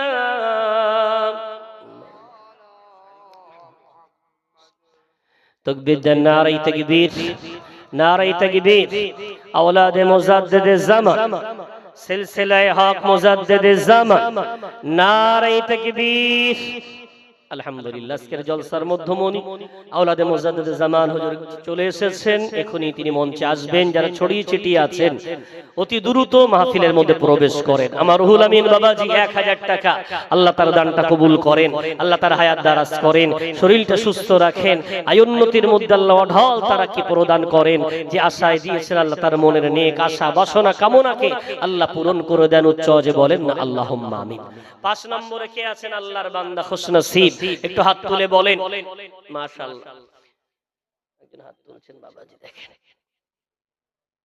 এই যে এইখানে সামনে আল্লাহর আরেক বান্দা আমার বাবাজি হাত তুলছেন প্রথম থেকেই আগ্রহ সহকারে আলোচনা শুনলেন রব্বুল আলামিন রিয়াজুল ইসলাম রওদাতুন থেকে রিয়াদ ফুলের বাগিচা ফুলের বাগান রব্বুল আলামিন তোমার বান্দা রিয়াদুল ইসলাম ইসলামের সুন্দর ফুলের বাগিচা মুখ ভরা সুন্নতি দাড়ি কপাল দিয়ে সেজদার নূর চমকায় ও রব্বুল আলামিন বান্দার দানটা কবুল করে নাও হায়াত দারাজ করে দাও শরীর সুস্থ রেখে দাও আয়ুন্নতির মধ্যে তারা কে দাও মাই মুরব্বি যারা গরুবাসী হয়ে গেছেন আল্লাহ কবরগুলো জান্নাতের ফুল বাগিচা বানিয়ে দাও আল্লাহ যারা বেঁচে আছেন সকল কাসমানি বালা মুসিবত দুনিয়ার বালা মুসিবত থেকে আল্লাহ হেফাজত প্রদান করে দাও কিয়ামতের কঠিন ময়দানে এই দানগুলো তার জন্য পরিবারের জন্য যারা চলে গেছেন তাদের জন্য আল্লাহ নাজাতের জরিয়া বানিয়ে দিও জোরে বলেন একটু আল্লাহুম্মা আমিন 6 নম্বরে আল্লাহর কোন বান্দা একটু হাত তুলে মাশাআল্লাহ কি নাম বাবা ভাইজান ইসরাফিল আল্লাহ তোমার ফেরেশতা ইসরাফিল আল্লাহ পাক রব্বুল আলামিন আল্লাহ কিয়ামতের দিন বান্দা যেদিন কিয়ামতের দিন অপেক্ষা করবে কবরের মধ্যে বান্দা দীর্ঘকাল ঘুমিয়ে থাকবে ইসরাফিল আলাইহিস সালাতু ওয়াস সালাম সিংহায় ফুৎকার করার পর গোটা পৃথিবী ওলটপালট হয়ে যাবে আল্লাহ তুমি তাকে এত ক্ষমতা দিয়েছো আল্লাহ সেই ফেরেশতার নামের সাথে নাম মেলানো আল্লাহ বান্দাকে শারীরিক শক্তি দাও ঈমানি শক্তি দাও হায়াতে বরকত দাও আয়ুন্নতির মধ্যে তারা দাও যে আশায় দান করেছে আল্লাহ তার মনের নেক আশা বাসনা কামনাকে কবুল করে নাও কিয়ামতের কঠিন ময়দানে এই দানটা তার জন্য পরিবারের জন্য আত্মীয় স্বজন যারা গরুবাসী হয়ে গেছেন তাদের জন্য আল্লাহ নাজাতের জরিয়া বানিয়ে দিও জোরে বলেন একটু আল্লাহুম্মা আমিন মাশাআল্লাহ ভাইয়ের ছোট্ট এক সন্তান মাদ্রাসায় পাঠরত আল্লাহর কাছে দোয়া করি আল্লাহ সন্তানটাকে মুকাম্মাল হাফেজে কোরআন হওয়ার তৌফিক দেন স্মৃতি শক্তি মেধা শক্তি আল্লাহ বাড়িয়ে দেন আল্লাহ যুগ বরেণ্য হাফেজে কোরআনদের তালিকাভুক্ত আল্লাহ তাকে করে নেন যদি বলেন না আল্লাহুম্মা আমিন আর কে আছেন খুশনসিব আল্লাহর বান্দা জি বেড়ে মজুদ আর কে আছেন আল্লাহর বান্দা একটু হাত তুলে যেমন পারেন 500 পারেন 1000 পারেন একদিন বোর্ডিং খরচ দিতে পারেন অথবা একদিন মাদ্রাসার জন্য এক পেটি ডিম কিনে দিতে পারেন মাদ্রাসার এই বাচ্চাগুলোর মুখে হাসি ফোটাবেন ওরা জান্নাতি ফুল ওরা কোরআনের পাখি ওদেরকে খাওয়ালে কমে যাবেন আল্লাহ অনেক বাড়িয়ে দেবেন দেন দুহাত ভরে দেন আলহামদুলিল্লাহ দিতে থাকতে হবে এটা আমাদের ঈমানি ক্ষমতা এটা ঈমানি দায়িত্ব এটা আল্লাহর দরবারে শুকর যে আমাদের সরকারি অনুদান ছাড়াই আমাদের মসজিদ মাদ্রাসা খানকা ঈদগাহ আমাদের মতো মুসলমানদের অর্থে খুব ভালোভাবেই চলছে এটা আল্লাহর শুকর তাই দিতে হবে এটা আপনাদের দায়িত্ব এটা কর্তব্য বছরে একটা দিন মাদ্রাসা আপনাদেরকে ভাবে পায়, সারা বছর তো পায় না, এসেছেন নিয়ত করেই এসেছেন বাড়ি থেকে যাব মানে কিছু পয়সা দান করে আসবো, যেমন হিম্মতে কুলায় 500 পারেন, 1000 পারেন, পরবর্তী হুজুর কেবলার হাতেও দিতে পারেন, তবে যদি আমার হাতে একটু মন করে দিতে চান। আল্লাহর এক বান্দি পদ্মার আড়াল থেকে 100 টাকা পাঠিয়েছে, মাশাআল্লাহ। আরেকজন দাতা নাম বলতে অনিচ্ছুক, 1000 টাকা দেবেন দাদা দাদি শ্বশুর শাশুড়ি তাদের নামে। রব্বুল আলামিন তোমার বান্দা 1000 টাকার নিয়ত করে আরেক বান্দি 100 টাকা পাঠিয়েছে, আল্লাহ যে আশায় দান করেছে আল্লাহ তাদের দানগুলো কবুল করে নাও, হায়াতগুলো দারাজ করে দাও, শরীরগুলো সুস্থ রেখে দাও, আয় উন্নতির মধ্যে আল্লাহ অঢল তারাক্কি প্রদান করে দাও। যে আশায় দান করেছে আল্লাহ তাদের মনের নেক আশাগুলো কবুল ও মঞ্জুর করে নাও। কিয়ামতের কঠিন ময়দানে আল্লাহ গোপন দাতাকে আল্লাহ আরশের ছায়া প্রদান করে দিও। কিয়ামতের দিন দানগুলো আল্লাহ তাদের আমলনামায় যুক্ত করে দিয়ে নাজাতের জরিয়া বানিয়ে দিও। জোরে বলেন একটু আল্লাহুম্মা আমিন। আর কে আছে আল্লাহর কোন বান্দা একটুখানি শরীক হয়ে নিজের কপালটা একটু পরীক্ষা নিয়ে দেখেন, খুশনসিব না বদনসিব। দাতা আল্লাহর বন্ধু হয়ে যায়, দাতা আল্লাহর প্রেমিক হয়ে যায়, আশিক হয়ে যায়। মাশাআল্লাহ, আল্লাহর এক বান্দা কোথায় না জানি বসে আছেন, নিয়ত করেছেন কোরআনের পাখিগুলোকে একটু মুখে হাসি ফোটাবে, দু পেটি নিয়ত করছে ডিম দেবে। তাকবীর দেন না, নারায়ে তাকবীর, নারায়ে তাকবীর। রব্বুল আলামিন তোমার বান্দা কোরআনের পাখিগুলোর মুখে হাসি ফোটানোর জন্য আল্লাহ দু পেটি ডিম দেওয়ার নিয়ত করে। আল্লাহ বান্দা আজকে দেয়, তুমি সারা জীবন তাকে দিও। আল্লাহ বান্দা হাত তুলেছে দাতা হয়ে, আল্লাহ সারা জীবন তুমি দাতা হয়ে বান্দার অভাবগুলো মোচন করে দিও। আল্লাহ যে দাতাগুলো দুহাত ভরে দান করলেন আল্লাহ তাদেরকে তুমি বন্ধু বানিয়ে নাও। বন্ধুকে কেমন করে রাখলে বন্ধু খুশি থাকবে তুমি ভালো জানো। তাদের শারীরিক, মানসিক, দৈহিক, পারিবারিক কোন কষ্ট থাকলে আল্লাহ তাদের কষ্টগুলো দূর করে দাও। মাই মুরব্বি যারা কবরে চলে গেছেন এ দানগুলো তাদের জন্য সাদকায়ে জারিয়া বানিয়ে দাও। কিয়ামতের কঠিন ময়দানে আল্লাহ এই দানগুলো তাদের জন্য, পরিবারের জন্য নাজাতের জরিয়া বানিয়ে দিও। জোরে বলেন একটু আল্লাহুম্মা আমিন। আর কে আছেন খুশনসিব আল্লাহর বান্দা 500 পারেন, 1000 পারেন, বোর্ডিং এর জন্য একটু হাত তুলে যেমন পারেন তেমন ভাবে একদিন গোশ খেতে দেবেন। 1000 টাকা দিয়ে দুপুরবেলা একদিন গোশ কিনে দিলেন, অথবা এক পেটি ডিম কিনে দিলেন, এক টিন তেল দিয়ে দিলেন, এক বস্তা চাওয়াল দিলেন। ক্ষেতের ফসল হলে একদিন সবজি দিয়ে দিলেন। নিয়ত করেন দান করলে ফুরায় না, আল্লাহ অফুরন্ত হারে বাড়িয়ে দেয়। মুসা কালিমুল্লাহ তিনি একটি ঘটনা বলেছিলেন। আল্লাহর এক বান্দা খুব অভাবের কারণে মুসা নবীর কাছে এসে বলছে, মুসা খুব অভাব, ঠিক মতো খেতে পাই না, তো একটু তুমি আল্লাহকে বলো, তোমার সাথে আল্লাহর কথা হয়, আমার রিজিক যা আছে আল্লাহ এককালীন দিয়ে দিই। ওই অল্প অল্প করে কষ্ট পাওয়ার চেয়ে এককালীন আমাকে সব দিয়ে দিই। তো মুসা কালিমুল্লাহ বলছে, তুমি কি ভেবে চিনতে বলছো? এককালীন পেলে তুমি তো খেয়ে মরে যাবে, রিজিক শেষ মানে তুমি আর বাঁচতে পারবে না। মাশাআল্লাহ, ভাঙড় থেকে এসেছেন আল্লাহর এক হাজী সাহেব বান্দা, 500 টাকা নগদ। রব্বুল আলামিন হাজী সাহেবের দানটা কবুল করে নাও, হায়াত দারাজ করে দাও। বাইতুল্লাহর মুসাফির হয়েছেন, আবারও আল্লাহ বাইতুল্লাহর মুসাফির হওয়ার, বাইতুল্লাহর জন্য সফর করার মতো তৌফিক এনায়েত করে দাও রব্বুল আলামিন। হাজী সাহেবের খানদান থেকে যারা চলে গেছেন কবরগুলো জান্নাতের ফুল বাগিচা বানিয়ে দাও। জোরে বলেন একটু আল্লাহুম্মা আমিন। তো মুসা আলাইহিস সালাম বলছেন, ভাই তুমি কি চিন্তা ভাবনা করে বলছো? তোমাকে যদি এককালীন সব দিয়ে দেয় তুমি তো সব খেয়ে নষ্ট করে দিলেই তুই মরে যাবে। তো বলছে মুসা খুব চিন্তা ভাবনা করেছি, ওই কষ্টের সাথে বেঁচে থাকার চেয়ে এককালীন পেলাম, দুদিন বাঁচলাম, খেয়ে নিলাম, তারপরে চলে যাব, ভাববো রিজিক শেষ। মুসা আলাইহিস সালাম দোয়া করলেন আল্লাহর কাছে, আল্লাহ তোমার অমুক বান্দা তার রিজিক যা আছে তুমি তাই দিয়ে দাও। এখন মুসা নবী চাওয়ার পরে একটা অনুমান, যা রিজিক পেয়েছে বছর 2-3 হয়তো বেঁচে থাকবে। মুসা নবী একদিন সাথীদেরকে নিয়ে বল, চলো তো দেখে আসি মানুষটা বেঁচে আছে না মারা গেছে। গিয়ে দেখছে সেখানে বিরাট বড় একটা অট্টালিকা, এবং সেই মুসা নবীর উম্মতটা একটা বড় সিংহাসনে বসে আছে। উঠোনে এক প্রান্ত থেকে অপর প্রান্ত দস্তরখান বিছানো, মানুষ একদিক দিয়ে খাচ্ছে একদিক দিয়ে বেরিয়ে যাচ্ছে। তো মুসা নবীর বিশ্বাস হচ্ছে না, আমি কি ঠিক দেখছি? এই গরিব মানুষটা দুদিন আগে আমার কাছে এসে এমন করে কাঁদলো, আমি দোয়া করলাম, সব রিজিক আল্লাহ দিয়ে দিল। এর এত বড় সম্পদ এলো কোথা থেকে? মুসা নবী যখন বাড়ির কাছে এলেন তো উম্মতটা দৌড়ে মুসা কালিমুল্লাহর কাছে এসে সালাম দিয়ে বলছেন, ভালো আছেন? আপনার দোয়ার বরকত দেখেন আল্লাহ কত দিয়েছে। মুসা বলছে, একটু বলো তো, আমি বুঝলাম এত দিয়েছে, আল্লাহ দিয়েছেন তো ঠিক, তোমার তো রিজিক আল্লাহ অল্প দিল, যা দিল এত বাড়লো কি করে? তখন আল্লাহর বান্দা মুসা নবীকে বলছেন, মুসা তুমি না বলতে বান্দাকে খাওয়ালে আল্লাহ তাকে খাওয়ায়?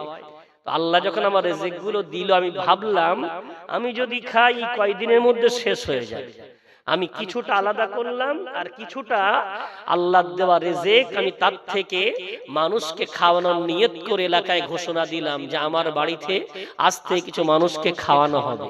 মানুষ খায় আর দেখি আমার আল্লাহ ওই যেটা রেখেছে তো বরকত হয়, বরকত হয়। আমি প্রথম 10 জন, তারপরে 20 জন, তারপর 100 জন, এভাবে আমি বাড়াতে বাড়াতে আজকে দেখছেন এক দোয়াত দিয়ে ঢুকছে, এক দোয়াত দিয়ে বার হচ্ছে।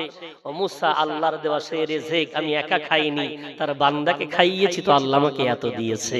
যদি বলা যাবে ভাই আমার, এই হলো আমার আল্লাহর দেওয়া। আমার এক বাবাজি নগদ 2000 টাকা নগদ দিয়ে গেলেন। জোরে হবে না নারায়ে তাকবীর?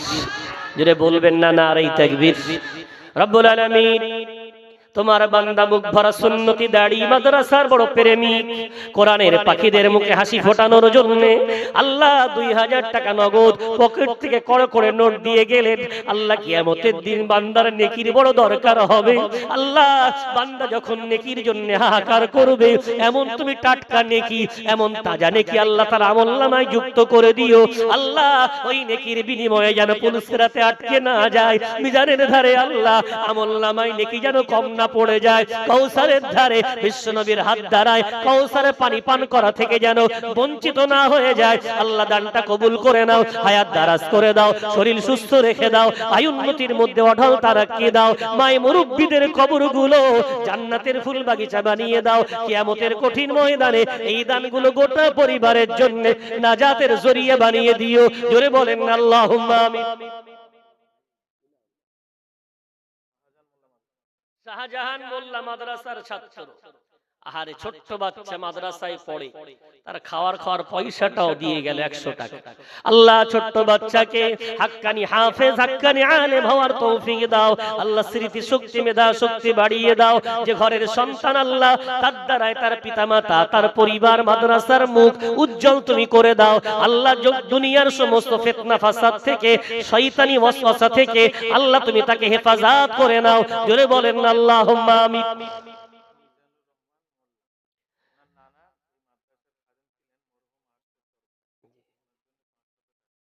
মিজানুর রহমান, তার নানা যান এই মাদ্রাসার খাদেম ছিলেন, আরশাদ মোল্লা মরহুম হয়ে গেছেন। আরশেদ তরফদার নিয়ত করছেন 500 টাকা দেবেন। রব্বুল আলামিন মিজানুর ভাইয়ের দানটা কবুল করো। নানা জান মাদ্রাসার খাদিম, আল্লাহ কবরে শুয়ে পড়েছেন। আল্লাহ মাদ্রাসার বাচ্চারা কোরআন তেলাওয়াত করে, হাদিস পড়ে, আল্লাহ আমল করে, সুন্নাত মোতাবেক জীবন গড়ে। আল্লাহ তাদের আমলগুলো, ভালো কাজগুলো আল্লাহ খাদেমের কবরে সাদকায়ে জারিয়া বানিয়ে দাও। আল্লাহ এই দানটা দাতার জন্য, পরিবারের জন্য নাজাতের জরিয়া বানিয়ে দাও। জোরে বলেন আল্লাহুম্মা আমিন। আর কেউ আছেন? সাকবার আলী মোল্লা, ছেলের জন্য নগদ 200 টাকা। আল্লাহ দান কবুল করেন, আল্লাহ হায়াত দারাজ করেন, আল্লাহ শরীর সুস্থ রাখেন। যে আশায় দিয়েছেন আল্লাহ বিশেষ করে তার কলিজার টুকরা সন্তানকে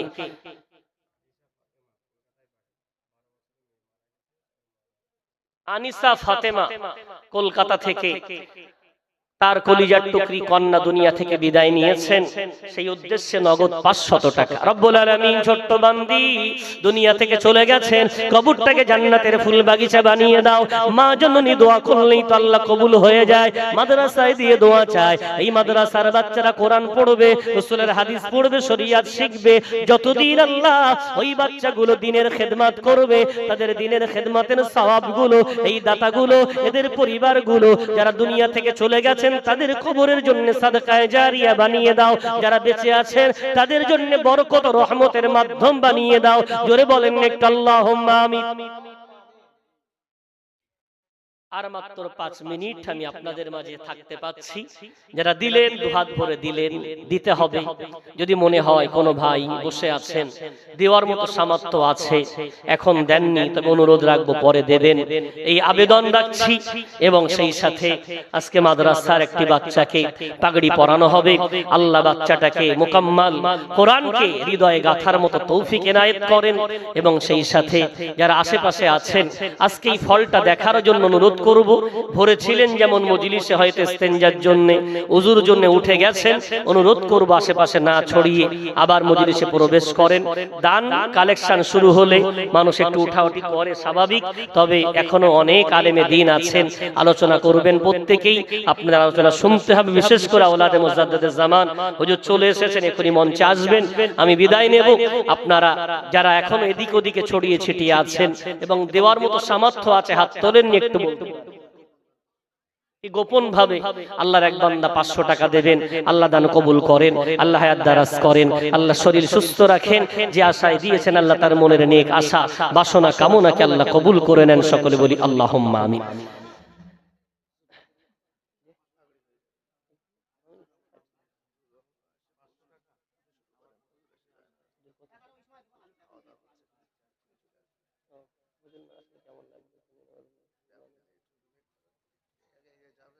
ওই জন্য তো সমস্যা।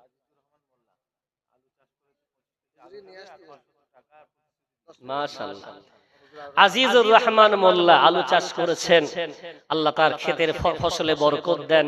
দেবেন তো আল্লাহ, নিয়ত করছেন 25 কেজি আলু দেবেন, সঙ্গে 500 টাকা দেবেন। একটু জোরে হবে না নারায়ে তাকবীর?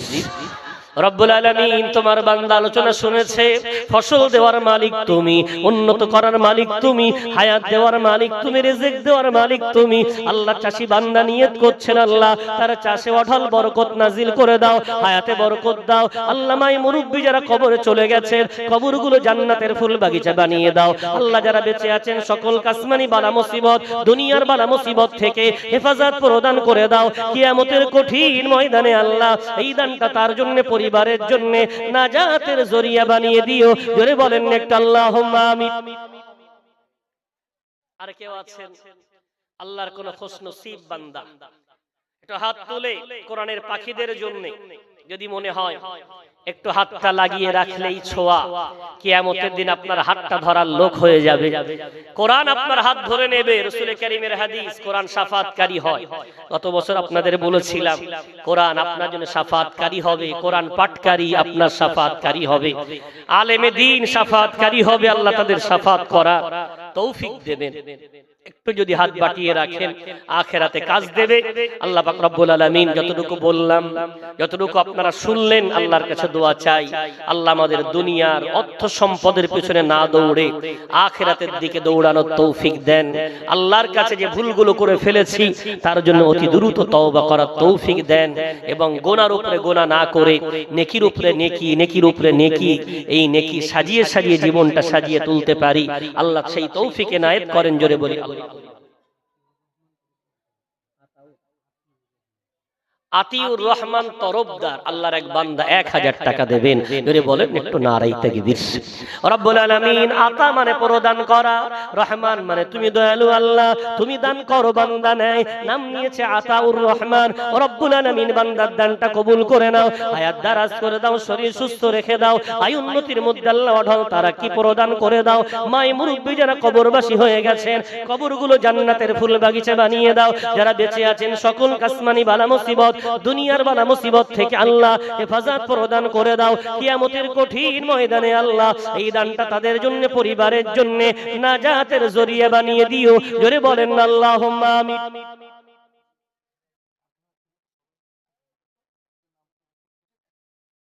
মাশাআল্লাহ।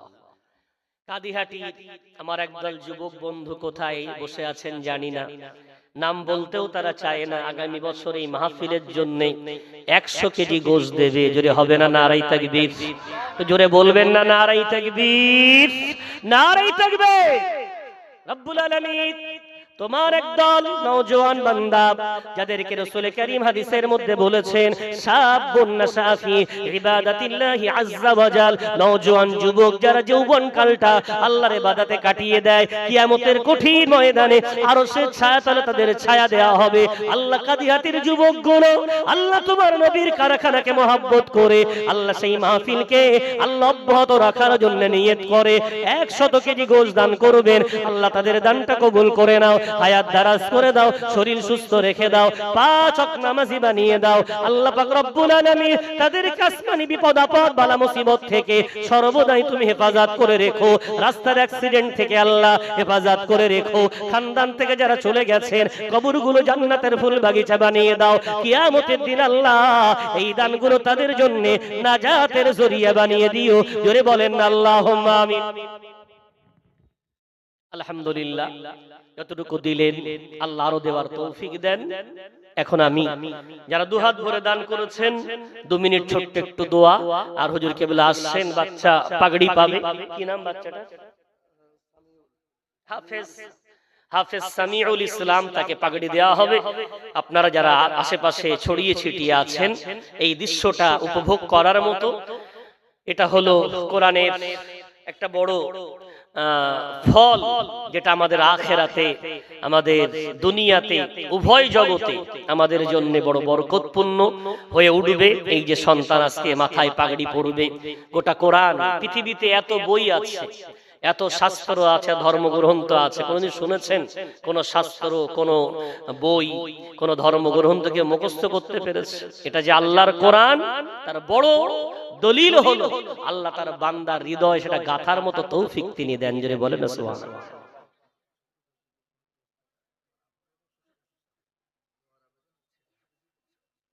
আলহামদুলিল্লাহ। যিনি 100 কেজি গোশের নিয়ত করলেন তার কলিজার টুকরা সন্তান হাফেজে কোরআন হচ্ছে, খাস করে দোয়া চেয়েছেন। আমরা দোয়া করি আল্লাহ তাকে হাফেজে কোরআন বানান, এবং তার শ্বশুর অসুস্থ আছেন, আল্লাহ তাকে শেফায়ে কামিলা আজলা মুস্তামিরা দায়েমা প্রদান করেন। সকলে বলি আল্লাহুম্মা আমিন। পিতাও অসুস্থ আছেন, আল্লাহ তাকে শেফা দেন। সকলে বলি আল্লাহুম্মা আমিন। ছোট্ট একটু মোনাজাত হচ্ছে দরুদ শরীফ। আল্লাহুম্মা সাল্লি আলা সাইয়্যিদিনা মাওলানা মুহাম্মদ ওয়া আলা আলি সাইয়্যিদিনা মাওলানা মুহাম্মদ। আল্লাহুম্মা আমিন। আলহামদুলিল্লাহি রাব্বিল আলামিন, ওয়াসসালাতু ওয়াসসালামু আলা সাইয়্যিদিল মুরসালিন মুহাম্মাদিন ওয়া আলিহি ওয়া আসহাবিহি আজমাইন। ইলাহাল আলামিন, মাবুদ মাওলা, আমি তোমার সবচেয়ে গুনাহগার বান্দা হয়ে এতগুলো নেককার বান্দাকে সঙ্গে করে নিয়ে তোমার নবীর কারখানায় বসে দু একটা কথা বলেছি। আল্লাহ, কথার মধ্যে কোনো ভুল ত্রুটি হলে তুমি ক্ষমা করে দিও। সঠিক কথা বলে থাকলে তার উপরে প্রথম আমাকে, সেই সাথে গোটা শ্রোতা মণ্ডলীকে আমল করার তৌফিক এনায়েত করে দাও। আল্লাহ, মাদ্রাসাকে তুমি কবুল করো। মাদ্রাসার কমিটি, গ্রামবাসী, হিতাকাঙ্ক্ষী, দরদি, দাতা, শ্রোতা, মাদ্রাসার ছাত্র, শিক্ষক, আল্লাহ সকলকে তুমি কবুল করে নাও। আজকের মঞ্চে যারা আলোচনা করেছেন, করবেন, আল্লাহ সকলকে তুমি কবুল করো। এই কোরআনের বরকত গোটা গ্রামের প্রতিটি ঘরে ঘরে, আল্লাহ প্রতিটি শ্রোতার অন্তরে অন্তরে, প্রত্যেকের জীবনে আল্লাহ তুমি প্রদান করে দাও। যারা দুহাত ভরে দান করলেন আল্লাহ, আজকে হয়তো দিয়েছে, আগামী বছর আমাদের মধ্যে কে চলে যাবে জানি না। আল্লাহ, কবরে চলে যাওয়ার পরে কিছুই তো কাজে আসবে না। এই দানগুলো তুমি সাদকায়ে জারিয়া বানিয়ে দিও। আল্লাহ, এই দানের বিনিময়ে প্রত্যেককে আসমানি বালা মুসিবত, দুনিয়ার বালা মুসিবত থেকে হেফাজত প্রদান করে দিও। রব্বুল আলামিন, তোমার কাছে দোয়া চাই, গোটা পৃথিবীতে আমরা আজকে মজলুম, আমাদের মাথার উপরে কেউ নাই। আল্লাহ, তোমাকে মানি বলে, রাসূলের সুন্নাতের উপরে আমল করার চেষ্টা করি বলে গোটা পৃথিবী আমাদের জন্য জমিনকে সংকীর্ণ করে তুলেছে। আল্লাহ, আমাদের শ্বাস ফেলা, জীবন কাটানো আমাদের জন্য কষ্টকর হয়ে উঠেছে। ও আসমানের মালিক, সমস্ত দুঃখ দুর্দশা, সমস্ত মুসিবত, সমস্ত জুলুম আমাদের উপর থেকে তুমি সরিয়ে দাও। তোমার রহমতের, তোমার বরকতের হাত আমাদের জন্য আবার বাড়িয়ে দাও। তোমার নবীর দোহাই দিয়ে দোয়া চাই, কিয়ামত পর্যন্ত একদল উম্মতকে, আল্লাহ তোমার রাসূল বলেছেন সর্বদাই তোমার রাসূলের একদল উম্মত পৃথিবীর বুক ঈমানের উপরে অটল বিচল থাকবে। আল্লাহ, সেই উম্মত হয়ে আমাদেরকে ঈমানের উপরে অটল বিচল থাকার তৌফিক প্রদান করে দাও। যতই বাধা বিঘ্নতা আসুক, সব কেড়ে নিলেও ঈমান যেন কেড়ে নিও না, সব হারা করলেও সুন্নাত হারা করো না। আল্লাহ আমাদের দোয়াগুলো টোটা ফোটা জবান দিয়ে যা বললাম বলতে পারলাম না কবুল করো। অনেকে অসুস্থ হয়ে আছেন, আল্লাহ তোমার কাছে দোয়া চেয়েছেন, আল্লাহ সকল অসুস্থ রোগীদেরকে শেফা দাও। যারা মুসিবতে পড়ে আছে মুসিবত থেকে নাজাত দাও, যারা ঋণগ্রস্ত আছে ঋণ পরিশোধ করার সুব্যবস্থা করে দাও। আমাদের দোয়াগুলো বিশ্বনবীর ওসিলা করে, তোমার রহমান রহিম নামের ওসিলা করে কবুল করে নাও। সুবহান রাব্বিকা রাব্বিল ইজ্জাতি আম্মা ইয়াসিফুন ওয়া সালামুন আলাল মুরসালিন ওয়ালহামদুলিল্লাহি রাব্বিল আলামিন। ওয়াজআল আখিরা কালামিনা ইনদাল মাউতি লা ইলাহা ইল্লাল্লাহ মুহাম্মাদুর রাসূলুল্লাহ সাল্লাল্লাহু।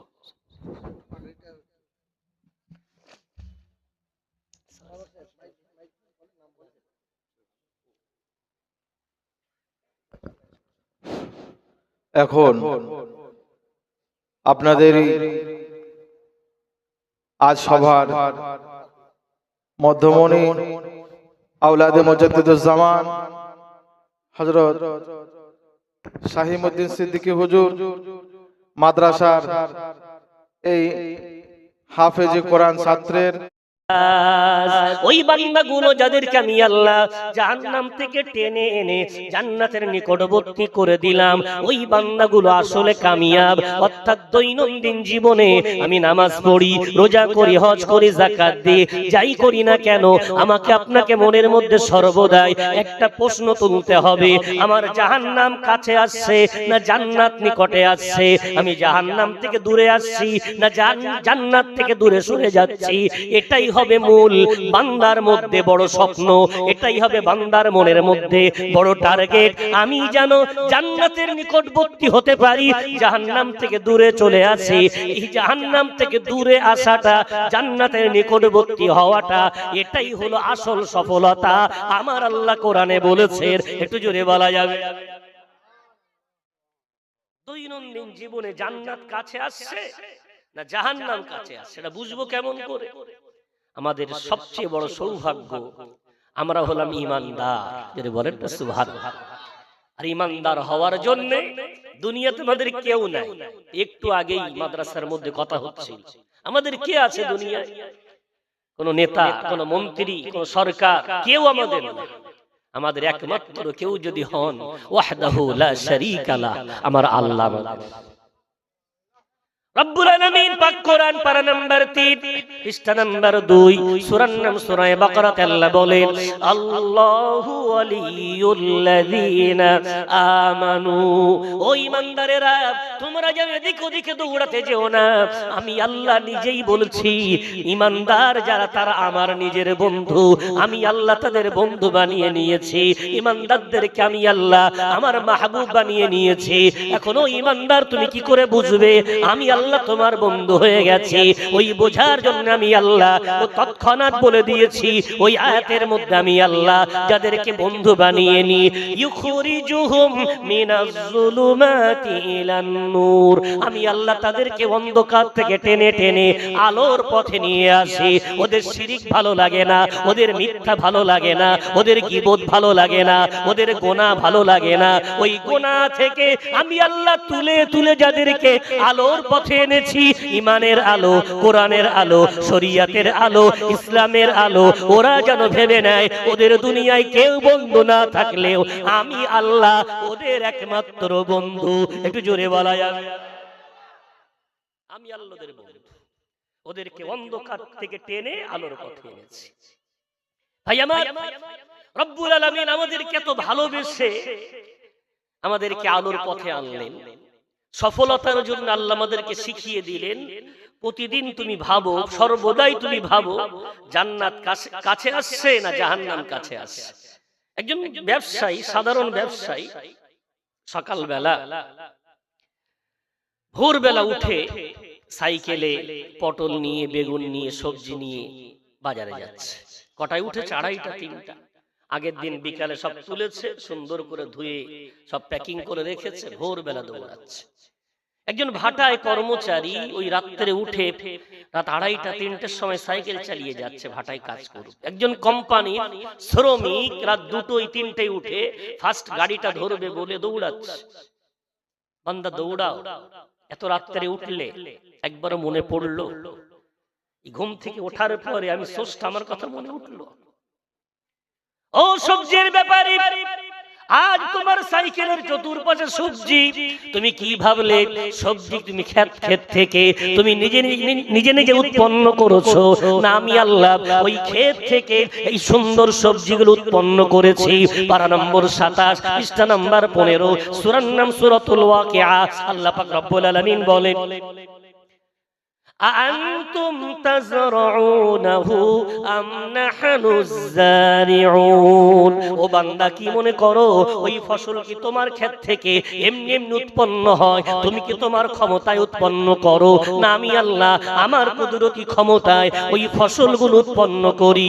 ও বান্দা, ওই ফসলগুলো নিয়ে অনেকটা দাম পাবে বলে তুমি বাজারে দৌড়াও, একবার কি মনে হলো না সামান্য একটু দানা ছড়িয়ে সামান্য একটু পরিশ্রম করে এই ক্ষেত ভরা ফসল আমি আল্লাহ দিলাম, 2 রাকাত তুমি কি একটু শুকরানার নামাজ আদায় করে আমার কাছে একটু হাত তুলে বলতে পারলে না, আল্লাহ আমার খেতে এত ফসল তো তুমি দিয়েছো, তাই তোমার দরবারে প্রথম কৃতজ্ঞতার 2 রাকাত সালাতুশ শুকর আদায় করলাম। তারপরে সাইকেল নিয়ে বাজারে যাও, তুমি মাল বিক্রি করো, রবকে খুশি রাখো, তোমার ওই সবজি বিক্রি করাটা আমি আল্লাহ বরকত দিয়ে ভরিয়ে দেব।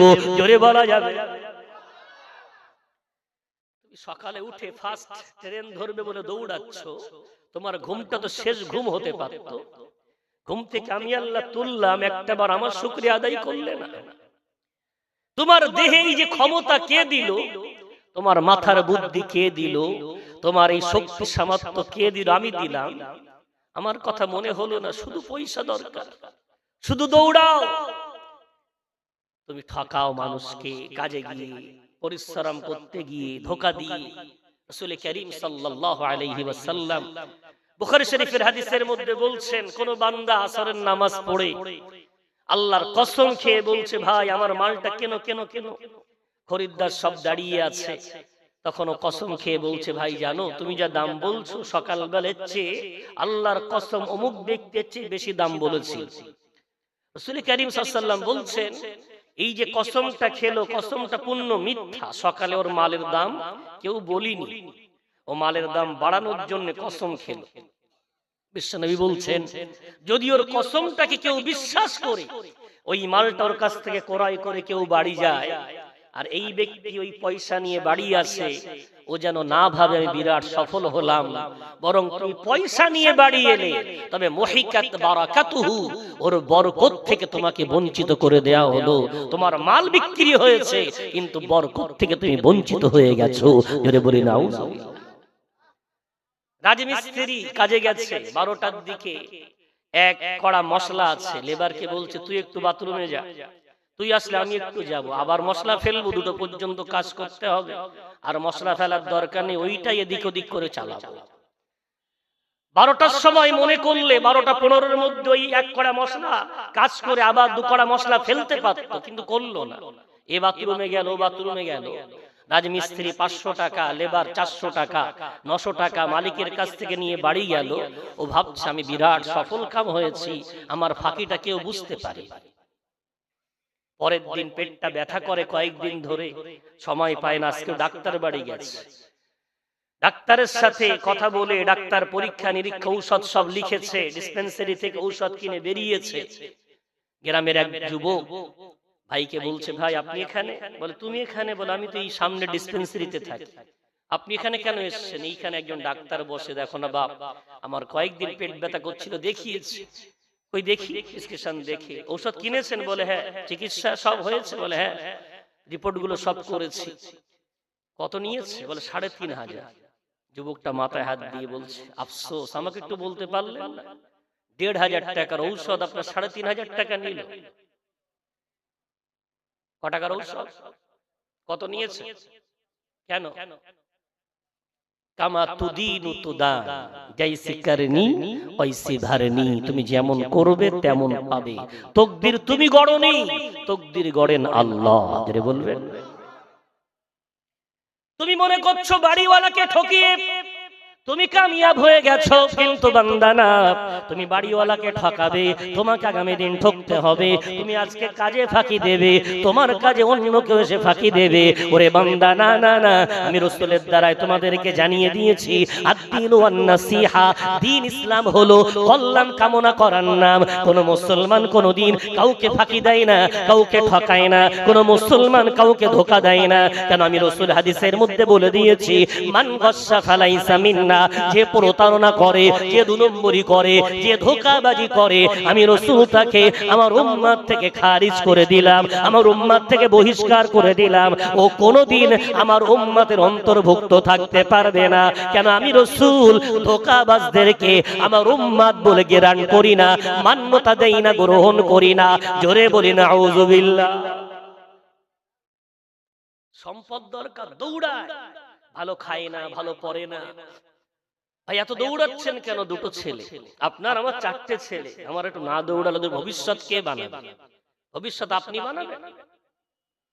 ভুলে গেলে, অতীত ভুলে যেতে নাই।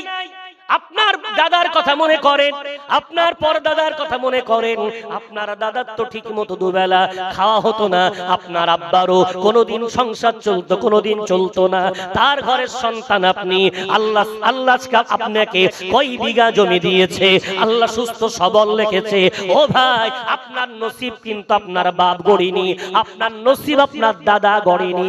পারা নাম্বার 15, পৃষ্ঠা নম্বর 4, সূরার নাম সূরা বনী ইসরাঈল। আমার আল্লাহ পাক রব্বুল আলামিন বলেন, নাহানু নারযুকুহুম ওয়া ইয়্যাকুম। ও বান্দা বান্দি, তাদেরকেও রিজিক আমি আল্লাহ দিয়েছি এবং তোমাদেরকেও রিজিক আমি আল্লাহ প্রদান করব। রিজিক অন্য কেউ দেয় না, রিজিক দিই আমি আল্লাহ। একটু জোরে বলা যাবে? পারা নম্বর 12, পৃষ্ঠা নম্বর 1, সূরার নাম সূরা হুদ। রব্বুল আলামিন বলেন, ওয়ামা মিন দাব্বাতিন ফিল আরদি ইল্লা আলাল্লাহি রিজকুহা। গোটা পৃথিবীতে যত সৃষ্টি জীব আছে, গোটা পৃথিবীতে যত প্রাণী আছে, আমি আল্লাহ তাদের রিজিকের দায়িত্ব আমার কাঁধে তুলে নিয়েছি। জোরে বলা যাবে? এত দৌড়াও, বাচ্চাদেরকে সুখে রাখতে হবে, পয়সা দরকার, পয়সা দরকার, পয়সা।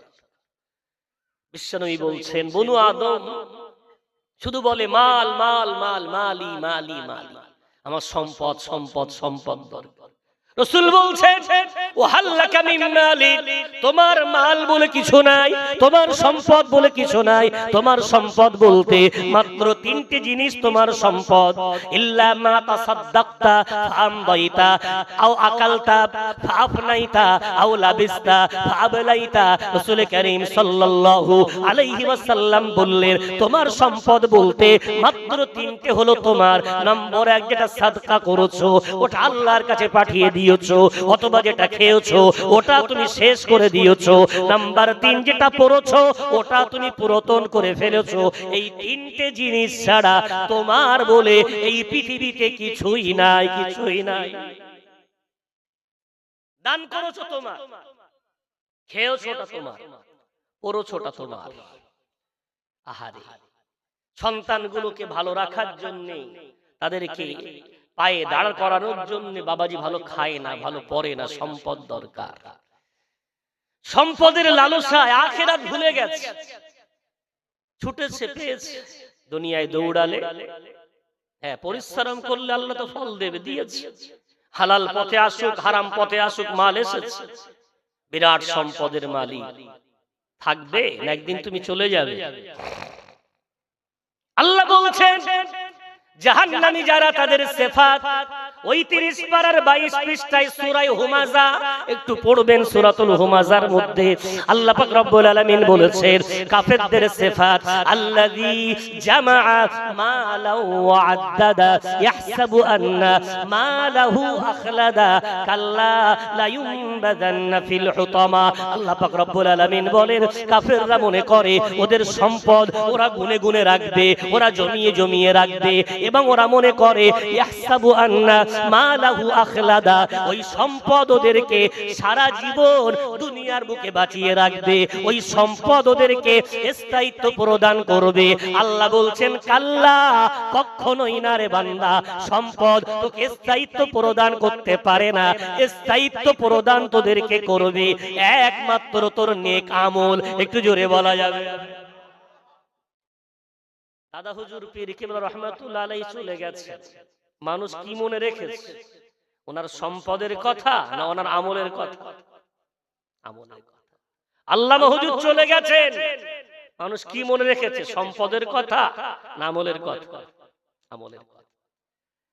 যদি মনে হয় স্থায়িত্ব হতে চাই, আমি ইন্তেকাল করার পরও অমর হয়ে থাকতে চাই, বান্দা আমল বেশি করে করো, আমি তোমাকে অমর বানিয়ে দেব। আযকুরুনি আযকুরকুম, আমাকে স্মরণ করবে, আমি তোমাকে স্মরণ করব। তোমাকে মানুষ স্মরণ করার মতো মানুষ আমি যুগে যুগে তৈরি করে দেব। ভাই আমার, বিশ্বনবী হাবিবুল্লাহ জনাবে মুহাম্মদুর রাসূলুল্লাহ সাল্লাল্লাহু আলাইহি ওয়াসাল্লামের কাছে এক সাহাবা এলেন।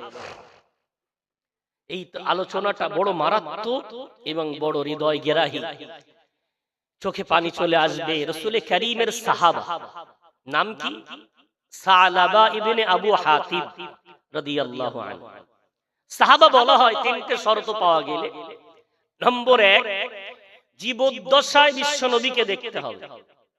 নাম্বার 2, ঈমান আনতে হবে জীবদ্দশাতে। নাম্বার 3, ঈমান অবস্থায় দুনিয়ার বুক থেকে ইন্তেকালও করতে হবে। তিনটে শর্ত পাওয়া গেলে কেউ সাহাবা হবে। কেউ স্বপ্নে রাসূল দেখেছেন, সাহাবা হতে পারবে না। রাসূলকে সশরীরে দেখেছেন, ঈমান আনেনি, সাহাবা হতে পারবে না। রাসূলকে সশরীরে দেখেছেন, ঈমান এনেছেন, ঈমান অবস্থায় ইন্তেকাল হয়নি, সাহাবা হতে পারবে না। তাহলে তিনটে শর্ত পাওয়া গেলে একজন সাহাবা হয়। বিশ্বনবীর এই সাহাবাটা সালাবা ইবনে আবু হাতিব রাসূলের সাহাবা। বিশ্বনবীর দরবারে মসজিদে নববীতে এসে রাসূলকে অনুরোধ করে বলছেন, ইয়া রাসূলুল্লাহ, একটু আমার জন্য দোয়া করেন, আল্লাহ আমাকে সম্পদশালী যেন বানিয়ে দেন। রাসূল কারীমের এই আবেদনটা ভালো লাগলো না। রাসূল কারীম মানা করলেন, বাবা, সম্পদ ভালো জিনিস না, ওভাবে বলো না। রাসূল একটু দোয়া করে দেন না, আমি বিরাট দান করব, 2 হাত ভরে দান করব। রাসূল বললেন না। আবার বললেন, 3বার যখন বারবার অনুরোধ করলেন, তো রাসূল কারীম দোয়া করে দিলেন, আল্লাহ আমার এই সাহাবার সম্পদে বরকত দাও। বিশ্বনবীর সাহাবা দোয়া নেওয়ার আগ পর্যন্ত তার জীবন এমন 5 ওয়াক্ত নামাজ জামাতে আদায় করে। বিশ্বনবীর পিছনে 5 ওয়াক্ত নামাজে জামাতে অংশগ্রহণ করে। আমার রাসূলের দোয়া এত দ্রুত কবুল হয়ে গেল। ওই সাহাবার সম্পদ, তার সম্পদ বলতে তার একটা বড় খাটাল ছিল। ওই খাটালে ছিল অনেক দুম্বা, অনেক ছাগল। বিশ্বনবী দোয়া করা মাত্রই ওই খাটালের দুম্বা ছাগলের সংখ্যা এত বেড়ে গেল, ওই খাটালে আর ছাগল এবং দুম্বার জায়গা হয় না, সংকুলন হয় না। এমনকি তাদেরকে চরানোর জন্য মদিনার চারণ ভূমি গুলো ওই ব্যক্তির জন্য সংক্ষিপ্ত হয়ে গেল। বিশ্বনবীর কাছে সে বলে, ইয়া রাসূলুল্লাহ, ইয়া হাবিবাল্লাহ, আপনি অনুমতি দিলে আমি ছাগলগুলো নিয়ে মদিনার বাইরে একটু কোন চারণ ভূমি আমি খোঁজ খবর নিয়ে সেখানে গিয়ে তাবু ফেলে আমি আমার ছাগলগুলো, আমার দুম্বাগুলো আমি সেখানে একটু চড়াতে চাই। রাসূল কারীম সাল্লাল্লাহু আলাইহি ওয়াসাল্লাম বলে, ঠিক আছে যাও। সাহাবায়ে রাসূল গেলেন। 5 ওয়াক্ত জামাতে নামাজ পড়া সাহাবাটা এতটা সম্পদের পিছনে ডুবে গেলেন, এখন জামাতে মাঝে মাঝে 3 ওয়াক্ত, কখনো 2 ওয়াক্ত, কখনো আসে কখনো আসে না। সাহাবাদেরকে খোঁজ নিতে বললেন। সাহাবারা গেলেন। তিনি বললেন, রাসূলকে বলে দিও কাজের এত চাপ, আমি সময় পাচ্ছি না। আস্তাগফিরুল্লাহ, কাজের এত চাপ, সময় পাচ্ছি না। আমি যেতে পাচ্ছি না, রসুলকে একটু বলে দিও। হ্যাঁ হ্যাঁ, আল্লাহ রসুলের সাহাবা সম্পদ রসুলের দোয়ার বরকতে আল্লাহ এত বৃদ্ধি করে দেওয়ার পর আল্লাহর বান্দা আল্লাহকে ভুলে যেতে বসলো। আস্তে আস্তে করে ওই ব্যক্তিটা ওয়াক্তীয় নামাজে আর আসে না, আর আসে না। এমন করে গোটা সপ্তাহ পেরিয়ে যায়, বিশ্ব নবীর সাথে তার আর মোলাকাত হয় না। এখন মাঝে মাঝে জুমার দিনে আসে, জুমার নামাজে আসে। আমার রসুল আবার সাহাবা পাঠালেন, খোঁজ খবর নিলেন, আবারও একই কথা বললেন, রসুলকে বলে দিও কাজে এত